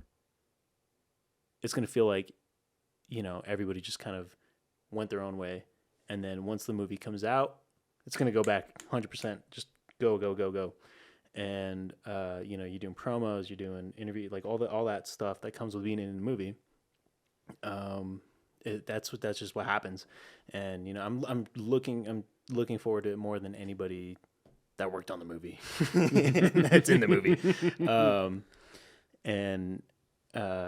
Right now is a weird time because the strike's going on. Yeah. I booked a gig, but it's not happening. And right now, a lot of I have an agent now, and what a lot of people are advising, and everyone is saying is just to use this time right now to invest in yourself, and hit the gym, go to acting classes, just take care of yourself, just be proactive during this time, and once the movie gets nearer and nearer, that's basically what I've just been doing. Just been kicking it, waiting, working on myself, crafting, just working, investing in myself. Yeah. And once the movie starts going again, just can't wait for it. So before I ask that question, I have a kind of a weird question about your shoot, because it is a sports movie, and it's a basketball movie. Oh yeah. Again, it's kind of a weird question, but so let's say you're shooting a like a scene where you guys are playing basketball, whether it's a big game, whether it's a practice, and the end of the shot or the end of the sequence, whatever you guys are filming, it banks on somebody making it into the basket. Oh yeah. How many times did you have to reset because someone missed? I was one of them.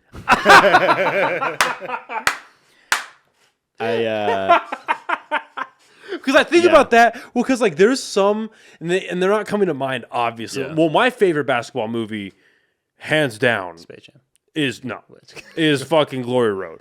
Oh, great movie. That is my favorite basketball movie. Just because, great movie.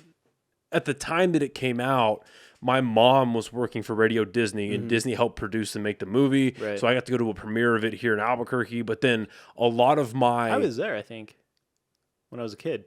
Oh, shit. Yeah, I was there. Oh, shit. Yeah, I saw that, yeah. Oh, well. That's crazy. That's crazy. Anyways. Sorry, anyway, so my Even though my mom's side of the family, they're from Alabama, but growing up, they lived in El Paso. So I had been spending like a quarter of my childhood in El Paso. And then so when that movie came out and El Paso like put that movie up on the rafters, and they made sure everyone knew what the fucking story was especially that scene at the restaurant and in the bathroom where the dude gets his ass kicked and he gets jumped. Yeah. That's a PG movie. I know. Dude, there's a word in there that is not supposed to be in a PG movie. Yeah. And it's like that movie is absolutely phenomenal. That's my favorite. I love that movie. It's a good movie. But the reason I just rewatched it recently. Oh, awesome. Yeah. So the reason I bring that movie or like basketball films and in general is sometimes in sports films, whether it's basketball, whether it's like a soccer or whatever, you can tell where they obviously miss the shot so many times because the last shot is just the ball going in the net. Right. It's like this fuck is a good actor but cannot fucking shoot. Not with this dude. So just you know what I mean? So were there times like that where you were resetting due to people missing? Oh yeah. Well, I mean, honestly, it's so funny. I had my limelight shot. I was supposed to pump fake. Homie goes past me, drain a three in a big game. And I just, dude, we were filming at the pit at this point, and we got thousands of extras. Sick. Yeah, they're watching, and everyone is just waiting on you to make this basket. Not only do I suck at basketball, but I got these people just like, dude, make this. I want to go home. It's 2 a.m. Yeah, a lot of that. That is so much. And I mean, you felt a pressure in that moment. Yeah. Like. That's I wouldn't say more than like an NBA finals or anything like that, but like that's such a unique pressure that NBA players don't feel because they're playing against the clock. It's like that clock's going to end whether you make a basket or not. Yeah. No, you have to make it. That clock ends when you make a basket. Yeah. So choose, bitch. Choose. I honestly will own up to the fact what had happened was I was missing so many fucking times. They were like, all right, just do a layup. And so they were like, after, I don't even know how many takes we did. They were just like, the basketball coordinators, they were just like, just do a layup. And I was like, all right, fine. I think I made like 1 or 2 of the 3-pointers. And we did a couple takes of the layup. Alternative version, but I don't know, we'll see which one they use. But yeah, dude, it's you know that editor's sitting there like this motherfucker is not making the damn basket. No, I got lucky because I only had to do that like a handful of times. Like there are multiple times in the plot that you have to make this, or have to miss it. You know, that might be in the movie. I don't know. Yeah, it's a lot of pressure, and there are legitimately like hundreds of extras watching you do this, right? And they are there for however long it takes you to make this basket. And not only that, you got the crew waiting, you got your castmates waiting. You're like, come on, dude, make it. Like, what are we doing? We definitely had moments where we're just like, all right, bro, lock in. What are we doing? That and what really hammered it home was the actual sports coordinators, Mike Fisher, done a bunch of stuff. His job depends on you making it. Like his job is to make sure this looks real and this looks good. Shit. Yeah. That's and so facts. They're on you. That's why we went through a whole basketball camp. That's why we did the plays. That's why we did everything. Because now at some point it's like, hey, motherfucker, what did we just pay you for if old boy's not making the basket? Yeah. Oh, there were some days where we switched castmates for sure. Like homeboy was supposed to take it, and now, all right, switch. You're so and so now. Yeah. There were those days for sure. It's just at the end of the day, it's a project. It's a dare I say product too. It needs to be made. It is a product. Yeah, you're on a time frame. So that's the thing. I don't think it's degrading to call these things a product, dude. I don't think it is because the way I break it down is whether you look at like the amount of money that like high end actors get paid, or like why the strikes are happening and shit like that. At the end of the day, regardless about how whoever's listening to this, how they feel about millionaires and billionaires, however they feel about them, At the end of the day, it's a studio Yeah. investing millions of dollars Yeah. A lot of them. into a product. And that product needs to net and return on those millions. And so every person that they hire has a key aspect, whether it's 10% or it's fucking 80%, right? And their in their importance and in their influence, they affect their fucking investment. And that's what bugs me about people, like, not bugs me, but just like irritates me, I guess. But people that really critique movies or like talk shit about things they really don't have a full grasp on. It's like, okay, not cool. And me included, because I've been that guy too. Like, you can be a film critic in your own respect because you've paid to go watch that movie. You have every right now to critique it. But the level in which you do that, also recognize that 90% of people critiquing this product, including myself, have not made multi-million-dollar deals. No. The weight of... And I think if anyone... Again, I keep talking shit because it's the fucking truth. But anyone who wants to see the impact of that, look at Warner Brothers Discovery right now. They are fucking bleeding. In the moment, if you... Really, like... I think any comic book fan would really say this, that there's never really been a feud between Marvel and DC. But even if there was a feud between those two brands, this is the time to strike. Because in the general consensus, Marvel's on the downturn. This is when DC should be fucking hitting it up and killing it with the movies and the TV shows. But what are they doing? Well, they're fucking bombing. Shout out Blue Beetle. Blue Beetle, God bless. Dude, good story worthy being told. I am a devout comic book fan. Yeah. You know this by now. Yeah. You're in the studio right now. Yeah. Guess what? I didn't see Blue Beetle in theaters. This is Nerd Central, if you're listening. Yeah, this is fucking Dork City, son. But I didn't see Blue Beetle in theaters because I didn't care enough. Nobody did. Yeah. I don't care.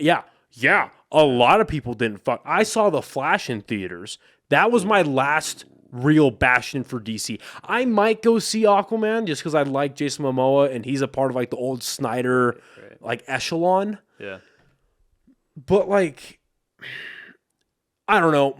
And I'll end it here. One of the last nails in the coffin is when they told Henry Cavill, regardless of who is in charge, regardless of who's doing it, the brand and the studio of Warner Brothers told Henry Cavill and The Rock. And I agree and disagree with a lot of what Dwayne Johnson was trying to do with Black Adam because you can't muscle your way through everything.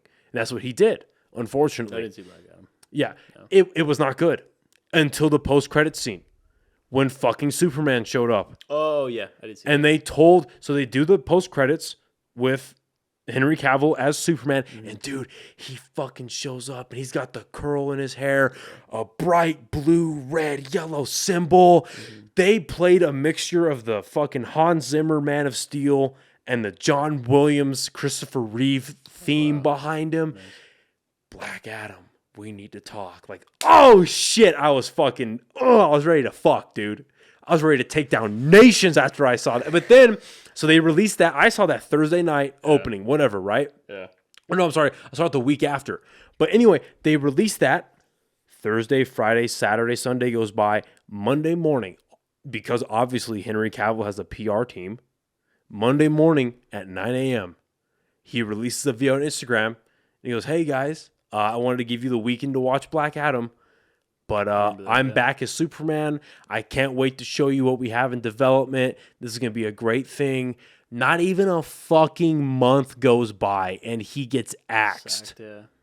It's crazy. How fucking embarrassing. Yeah. Not only for him, like, I would be embarrassed, but for the studio. Yeah. Like, how... And look, man, like, I love these properties, and I want David Corn Sweat... And I want the girl, I forget her name, but from Marvelous Miss Maisel, who's playing Lois Lane. I forget the actress's name, but I want these guys to do well, and I want their Superman movie to do well. I really do. Right. But like, you not only did you spit in the face of one of the most beloved actors in Hollywood right now, you spit in the face of a multi-billion-dollar fan base. That was despite of what people felt about Man of Steel, BVS, the Justice League version of Justice League that came out in 2017. Yeah. They were still willing to ride with these people, with these actors, with these characters, and you were like, nah, go fuck yourself. Go fuck yourself, bro. Right. It's, I don't know, Warner Brothers fucking... Anyway, we got on this. I got on this subject because of investment, right? Right. You want to see a company that's bleeding, look at Warner Brothers. Right.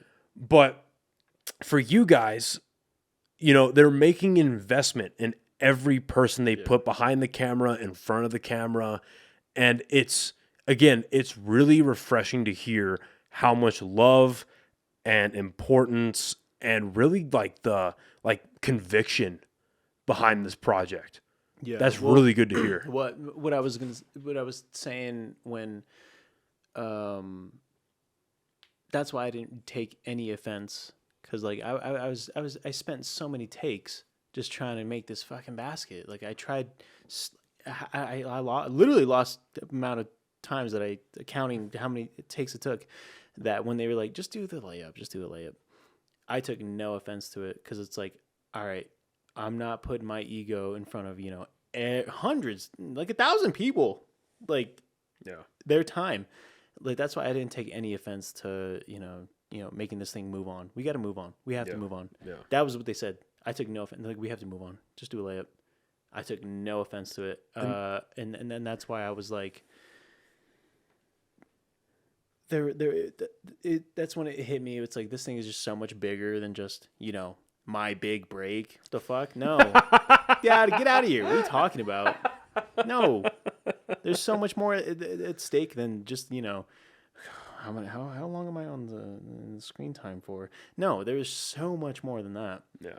And, you know, you got to understand that the ego, I mean, you hear stories of just actors' egos just getting in the way. You know, The Rock, it's in his contract that he doesn't lose a fight. That's wild. No way. Yeah, it's in his contract. He can't. For what lose a movie? fight. For what movie? Any movie ever. Bullshit. Fast and Furious. I think that's what it was. The Fast and Furious. He doesn't lose a fight. Okay. Regardless, my character, I did not put in my contract, he can miss a basket. I do. I miss a lot. Well, I'm just trying to think through. I'm a method actor. But yeah, that's what I'm saying. It's just like it's so much bigger than your ego at that point. Oh shit. You know, we have to move. We have to move on. Yeah. Well, and see, dude, if there's anything that I've learned from listening to actors and directors on podcasts, it's that the lack of an ego and the emphasis on humility. Right. Obviously, you have to have skill. Yeah. You have to have work ethic. Yeah. Like that is in punctuality. Yeah. Punctuality is the big one. Massive. Right. Yeah. That's the number one rule, like you just said, right? Mm-hmm. Or a little bit ago, like you just said. But the fact that you were somebody on set that did not let their ego, didn't let their pride get in the way. Right. And you were just talking about how with these indigenous-based films, these Native American-based films, how a lot of the same people work in the same projects. Yeah, people switch in and out, but for the most part, you have a lot of the same crew, a lot of the same club of people that are going in and out. So who's not to say in a year and a half, 2 years, looking to cast and like, hey, I worked on this basketball movie. This kid, Jaren, he was fucking great. We should really get him back. Yeah, it was. I'm Superman. I'd say it. You heard it here first. I'm Superman. It's whatever. Cool. And they bring your ass back, dude. Henry who? No.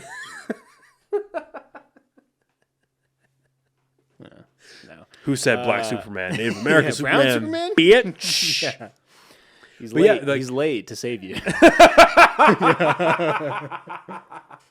But, you know, that's... All right, cut our losses, go to the next one. That's the type of shit that's going to keep you getting rehired and get you recasted. No, for sure. It's good that you're like I've known you to be a humble guy now, but I would imagine that going through this experience, like any other life experience that's major, will continue to humble you. Yeah. Oh yeah. You know, so it's good to see that you took that in stride and you you took it as a benefit rather as what do you mean move on? Yeah, this is my scene. Like go fuck yourself. Well, where I learned that was being in music, and primarily, like, once again, I'm a musician most primarily.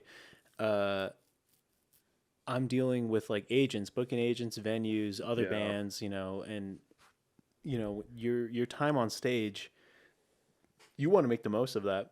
Yeah. You want to make sure you put on the best show possible, even if you're on a bill with like 4 other bands.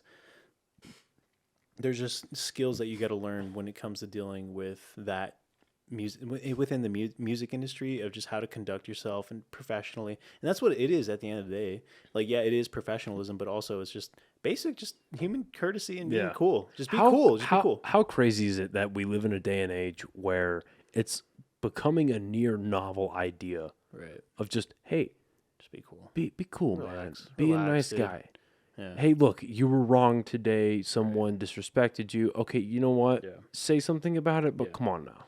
Yes, real. There is that element, which yes, you need to have, but also there's this element like have the backbone to stand up for yourself, but have the self-awareness and the humility to recognize the actual severity of the situation. And if it's not that high, calm the fuck. It's that balance though, that what you said, having that backbone to stand up for yourself. I'm gonna make sure my band puts on the best show possible. I'm not gonna play a Monday or Tuesday night. We're not gonna go first. Like, that's just not what we're gonna do. I'm gonna be polite and ask, can we do a weekend at the 10 slot? Like, what are we doing? Yeah, I'm gonna make sure we get the best show possible. Well, let's get into that a little bit with your music, dude. Yeah, that's sure. what you're bringing up right now. I could talk about this. I can go, unleashed on this.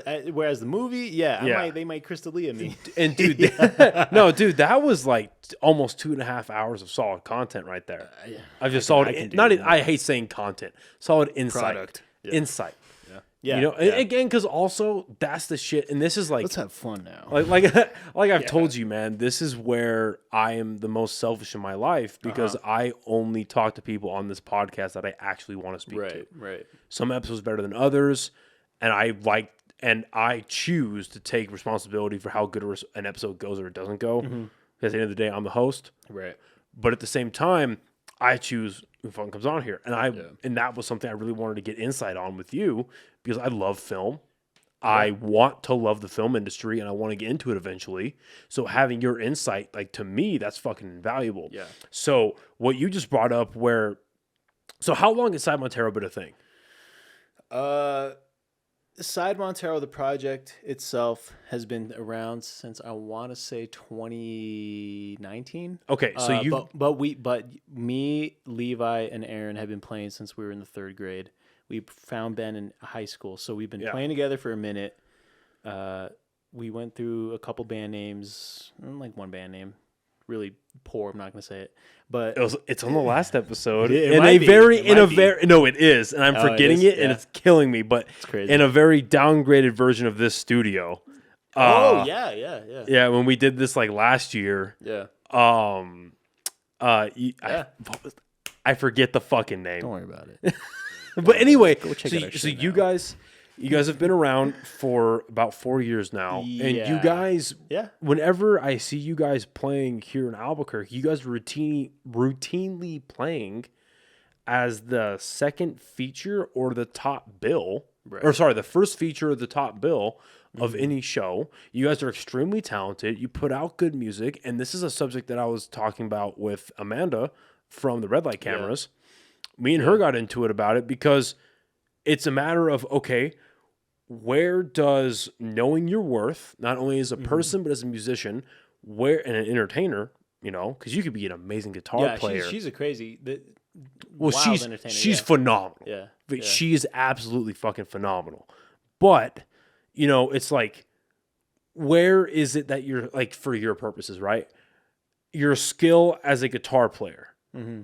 Where does that meet your skill as an entertainer? Because you can be the best fucking guitar player around, but if you don't have stage presence, if you don't have charisma, if you don't have just the fucking tenacity to help not only help elevate your band but move a crowd, you're gonna fuck that up for everybody else. Oh yeah. So which you have stage presence. Your ability to actually perform is fucking great. Thank you. Because what I find interesting about watching you play, I noticed this for the first time when I saw Vince Sevenfold live. They have their lead guitarist, Sinister Gates. Yes. He plays to the crowd, Yeah. but in reality, he's up there really loving what he's doing. Yeah. He's in his own world. And he's shredding insane. and he's loving it His and parts are wild. he's fucking killing it, Yeah. right?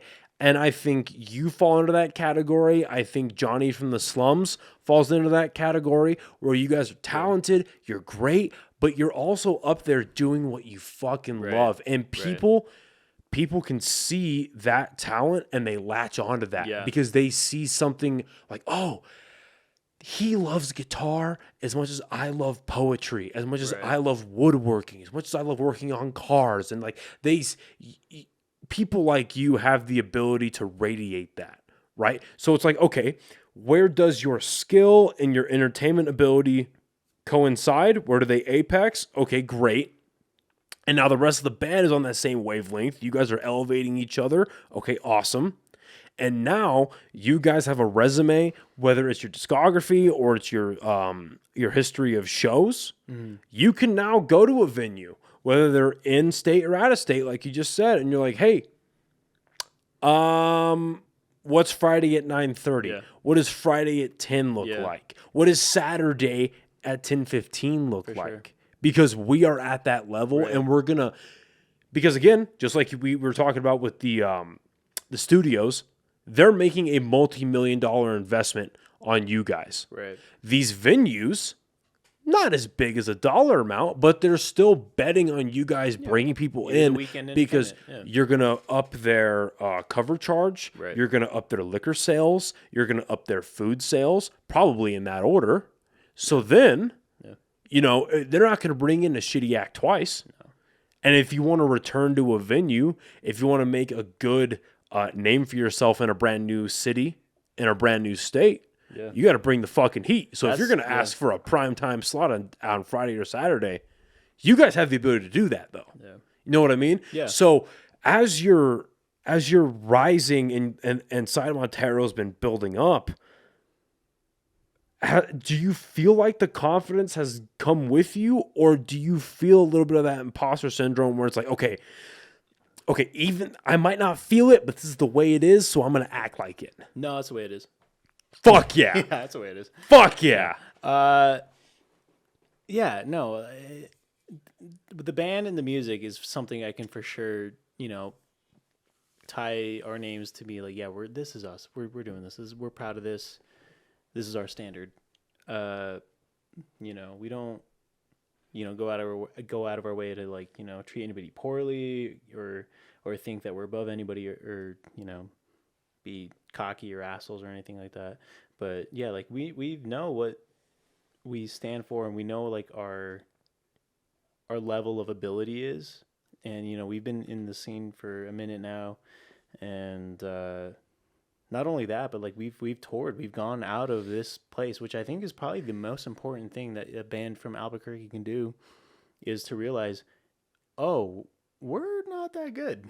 Yeah, we need to get out of here and realize and understand and not quit lying to ourselves that like you can sell out or you can play a crazy kick-ass show at downtown or wherever, but once you get out of here and realize that like you're not that really good, you're not that good. That's only going to make you better. I would push back on that. It's not that you guys aren't that good. Right. It's that there are a lot of people at the same level as you. Yeah. It's like I hate to dumb it down this way, but it's like you're playing, because I absolutely adore Guitar Hero 3 as a kid. Yeah. Right? It's like you're starting. That's why I started playing guitar because of Guitar Hero 2 and Guitar Hero, just the whole it's like you start out, you're playing the bar, Okay, you're playing the small venue. Yeah. Okay, you're at the theater. Yeah. You're at the amphitheater. Okay, Yeah. you're at the stadium. Now you're fighting the fucking devil. Yeah.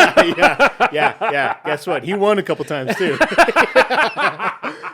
So it's not saying that you guys aren't good. It's just that there are a lot like you. Yeah. How bad do you want it? What's your work ethic like? But then also there's an element of how lucky you're going to be, and you'll find that out in time. Yeah, for sure. Obviously, but so as you guys have traveled out and you've been to other states, played outside venues, and you've been humbled, you as a performer, what keeps you going? Well, that's the thing is it's like what a lot of people don't know is like, if you see us on a weekend, like when we play, like, you'll see like, it's a big show. It's like a lot of people there. We do our best to put on a good show. We've eaten shit a lot. And I feel like that's what's holding back a lot of artists here, and not just here, but just like in general. It's like you need to eat shit. You need to fail. You need to not do well. That's how you grow. And what I think a lot of people get caught up in is it's like, we're the shit. We're doing this. Like it's just what we do. And it's like, okay, you're comfortable? So you've gotten complacent? No, you need to push yourself, and you need to push your band in a direction that's only going to make you guys better, and in return make your scene better. Because if you keep raising the standard of a performance and the standard of your music, the music and the your live performance, those can be two different things. But at the end of the day, you want to do good, you want to do well. You need to get out of here, and you need to experience what it's like to eat shit. I mean, you can eat shit here downtown. Yeah, for sure. We've done that. I think in the latest music video we put out for our latest single, the opening scene is the first ever Launchpad show we've ever played. And there's one person in the crowd. Is that out right now? It's out right now, yeah. I think we dropped it about a month ago. What the fuck? 'Cause I looked at your page, and the last thing that I saw was the sister recap. Yeah. Which I wanted to tell you that before we recap. Dude. Before you mean cap? Before we finish this episode, like I wanted to say like that sister show was great. Thank you. I was there. That was cool. I was there when it happened, but the actual like the video that was comprised of that came out exceedingly well. Thank you. Yeah. Like that was really well done. Thank you. Yeah. I mean, personally, I love my favorite band's live shit. Like I live for live videos, pro shots, like, how a band does their opener, how a band, just conducts himself in their whole set. Like I love that. And I was like, no one here has ever done that. No one here has ever comprised a full set, pro shot, well produced video like that. And I was like, why not? Wait, what who says no? Does the venue say you can't do that? Yeah. No, just set the cameras up. Yeah. Set the cameras, get the audio. get it mixed and mastered. Nobody says you can't do that. And that's funny you bring that up. Were you going into Sister thinking that? Yeah. Oh yeah. I was like, no, we're filming this. This is going to be our, our start of like higher value production content and quality, because no one here's ever really done that. Like, first off, name a band or like name an act or name somebody that's like literally like made it, like quote unquote made it out of Albuquerque. The biggest one, some people right now are in the head, the Shins. No, I mean, I guess maybe they don't even claim here anymore. Yeah. Yeah. There might be some, and good for them, and I'm happy, but quote unquote, like to actually in this era of the Albuquerque Renaissance post COVID, nobody's really done it. Nobody's really made it. Nobody's like making moves. I would push like major moves. I'm talking major moves. Yeah. No, but there are, and you're one of them, obviously. But there are a few bands in this city. Oh yeah, absolutely. And that's why, again, aside from just like because the way I see podcasting and doing this podcast is like, yeah, we're like having a good conversation and we're having a deep conversation, and I'm getting like a secondhand education, which I love. But at like a most base level, somebody just agreed to hang out for the next 1 to 3 hours. That's so fucking cool. I think that I feel like the most blessed man on the planet. I mean, that's so cool. Yeah. But then when I get to talk to people like you, these like entertainers that I know are gonna make it, I feel like, again, this is the most selfish part of my life. Right. I feel blessed because I know that in 5 to 10 years, I'm going to look at the fucking Spotify top 50, top 25, top 10. Whatever, you name it. Yeah. And then I'm going to look at who's selling out these stadiums, who's selling out whatever, right? And I'm going to say, oh, shit. Yeah. Yeah, dude, I talked to Jaren like 8 years ago for the 3rd time on the podcast in the new studio. Oh, shit. Yeah, Leroy from the slums? Yeah. No, he's one of, I know, of course I know him. I've got these guys on my phone. And it's like, I get a front row seat right now.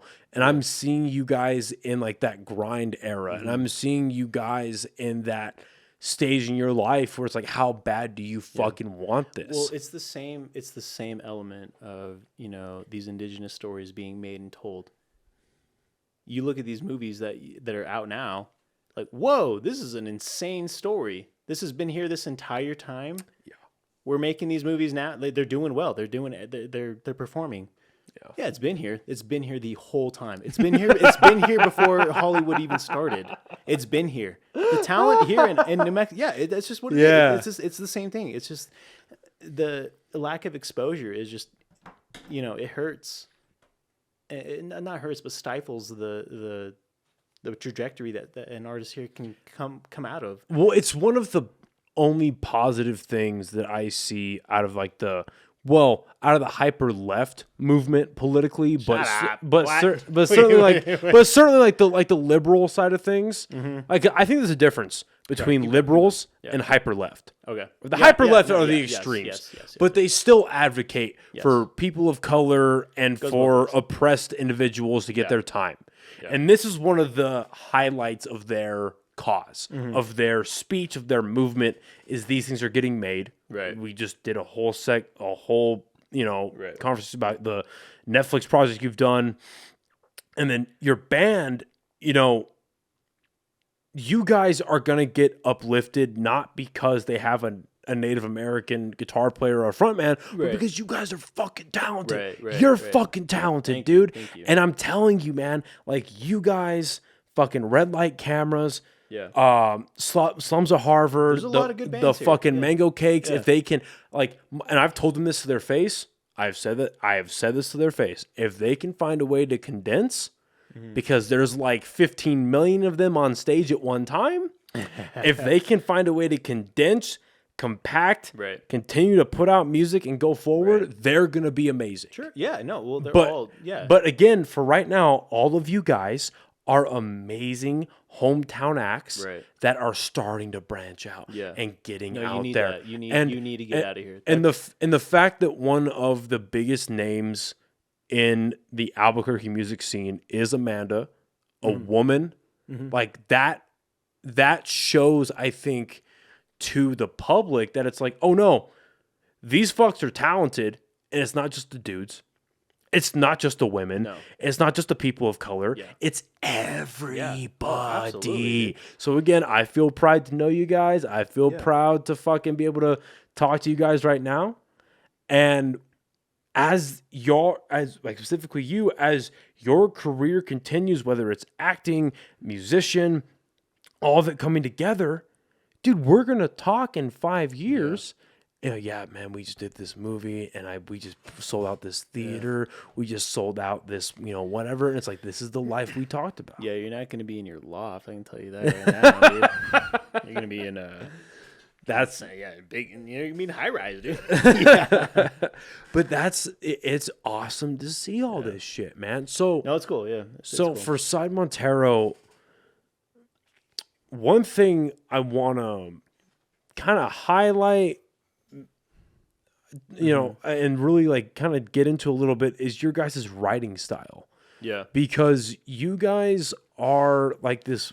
I listen to your music and I see a weird mixture of Tame Impala, but then also Red Hot Chili Peppers, and it flows very well, but I can't pin you to a tack board. Yeah. Like No, I for can't sure. really like narrow that down. So, um, what's your guys' song? Honey Stick? Yeah. Yeah. So writing that song, that's one of my favorites for sure. Thank you. That's a fun one. So what was writing story. that like? I mean, it's funny you mentioned that because like literally anybody that has ever like tried to talk to us about like our sound and like our direction, they always say, I can't put a pin in it. What, like, it's like this and this and this. Every interview we've ever done, it's like I can't get it. Yeah, And it's strange. yeah. It's like this. Yeah. You tap into this weird like psychedelic. Kinda, But not really No, psychedelic. yeah, It's yeah. wavy like psychedelic, Yeah. but doesn't get esoteric. Right. But then it's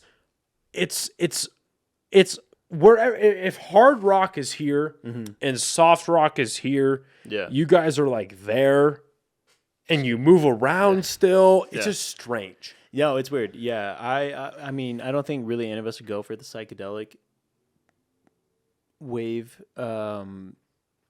And I think what's cool about our band is you can definitely tell that there are 4 different bandmates in the band that have an equal amount of input. That's why you can't define what the singular sound is. Everybody has their own input. Everybody has their own, tastes and inspirations, and it translates to what you listen. And like for me personally, I like a lot of indie alt stuff, a lot of guitar based stuff. Aaron likes a lot of soulful, R&B, hip hop, that sort of vibe. Levi and Ben is a freaking music and composition major from UNM. He's doing his master's right now at CU Boulder. He does a lot of jazz. He does a lot That's of the bass player, right? Yeah. Okay. He does upright bass. He does electric bass. He does bowed bass. He does everything. No, he does not. Crazy. No Yeah, he does. shit. Yeah, That's crazy. He does everything. Yeah, he's by far like the most talented one in the band for sure. Yeah. But yeah, he does everything. He does everything. Levi does his own. He has his own input in the group, and his genres, and that's why you can't put a nail in our sound, and you can't nail us to like blank meets blank. It's like, yeah, kind of, but also there's a lot of other bands that go into our sound. Yeah. So for Honey Stick, for example, the song that we we recorded at Rio Grande Studios with Kenny, maybe about less than a year ago. He is one of my most desired. I don't like talking. Yeah, he's cool. I don't like talking about it on air. No? I have a list of people that haven't hit yet that I'm Right. like, I want you. Yeah, no, I'm gunning for you. I'm sure you'd be down. Yeah. And I know you guys talked about him. Yeah, The he's cool. Slums have talked about him. And I'm like, this is. Well, the he does dude. all the Slums songs. Yeah. We've only done Honey Stick. Oh, actually, and Well, you Nomad.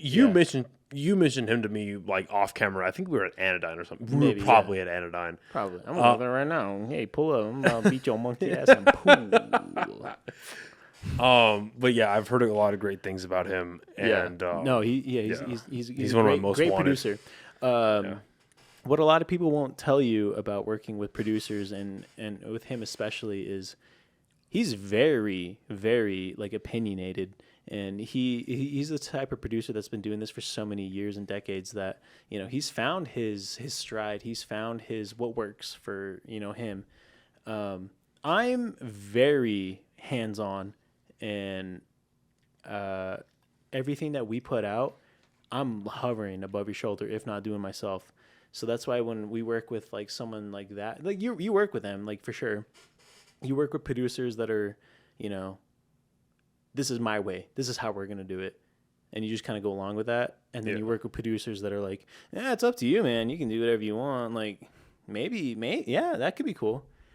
And there's a good balance of. No, this sounds good. Let's do this. There Let's do needs to this. be, Yeah. right? Yeah. Because it's like at the end of the day, especially with bands like you guys or like the Slums, whoever it is, like you haven't been doing it for 10 years. Right. You haven't been doing it for 15 years. Right. You haven't met a plethora of producers. You kind of need that like that sage figure to be like, I know what sound you're doing.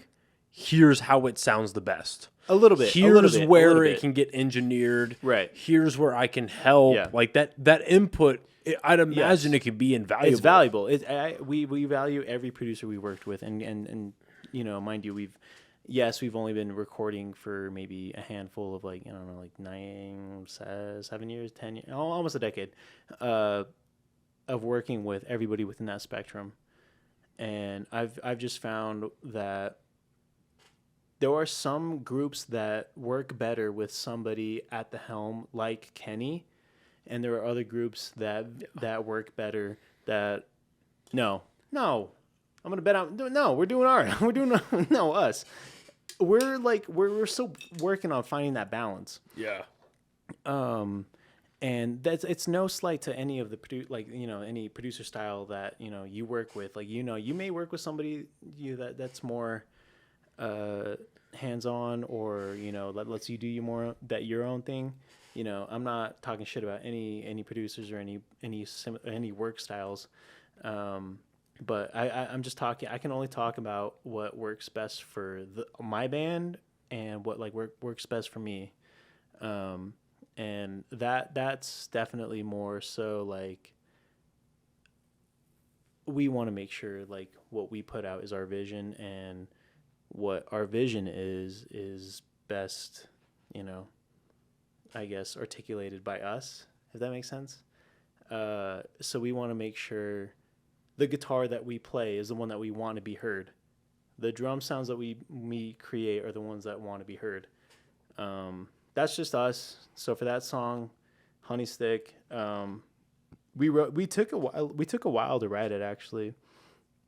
We wanted to experiment more with like melodic hooks, more time breaks, more guitar solos, and breakdowns, I guess. And so that song is a pretty good, I guess, amalgamation of what we were going for at that time. As all artists do, they all shift their sounds, they all shift, writing styles. But in that song in particular, we knocked it out in I think like a day at Kenny's studio. And it was really cool. I love. Don't get me wrong. I will say Kenny's studio he's got the nicest shit. He's got the nicest production. He's got really quality stuff, and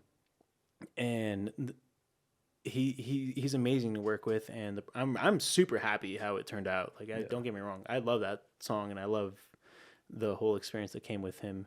And working with him, we'll work with him for sure again. He did the Live at Sister, Cy Montero Live at Sister audio. He's done a bunch of other stuff. That's awesome.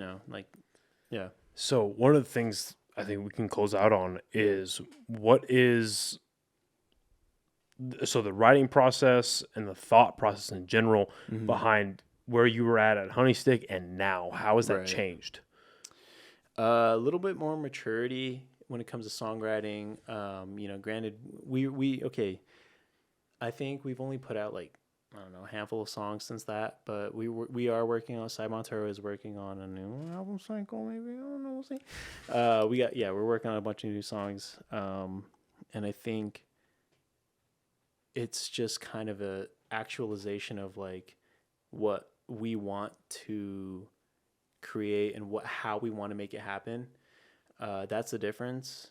Back then we were just kind of like, we just need to get it down. We just need to get this song tracked. Now it's like we have a vision for a whole project. We've all matured in different ways. We've all graduated college. We've all gotten in relationships. We've all gotten out of relationships. We've all grown up. We're, 24 plus now. And it's just a different stage of life where you write what you know. And right now we're writing about the navigating young adulthood. Back then we were writing about girls or whatever. Yeah. And now I can there's some good stuff coming. Hell yeah. Wait, yeah, it's coming. Well, listen, man, this is everything I expected to be and a shit ton more. No, seriously, same. This has been one of my favorite of this year for sure. I normally tell a guest or two that afterwards, but this is legit one of the best Likewise, I've done this year. Like I've had fun. I've had a lot of fun. Thank you. I'm glad to hear that, man. And I want to have you back when we get the new studio going in February. Yeah, we're moving out of here. I am advocating, and Joey, if you're listening to this, because we're splitting. So, because I think you met a few of them when you first came through with Aaron. Right. Like I'm here with Joey, David, and Springer. Yeah. So me, Joey, and his chick, we're gonna move, and then David, Springer, and his chick, they're gonna move. Just because like that's how life is going right now. We all love living together. It's just how life is going. I'm advocating that we go to the east side because I like the Northeast Heights, but we'll see how it turns out. We might go to Ventana Ranch. We'll see how it is. But whenever we get the new studio set up, definitely have you back, dude. We'll run this back. We're gonna run this back a few times. Oh yeah, I know that for a damn fact. Yeah. Before we get out of here, where can people find you on social media? Where can people find the band? Is there any you can't say release dates for the movie, right? No. Yeah, I didn't think so. So where can people find Side Montero and find you on social media? You can find Side Montero all streaming platforms. Look us up, Instagram, all that good stuff. I really got to pee. Resball, Me too. Netflix. It's been fun. Good stuff. Appreciate it. OnlyKings podcast. Woo! We out.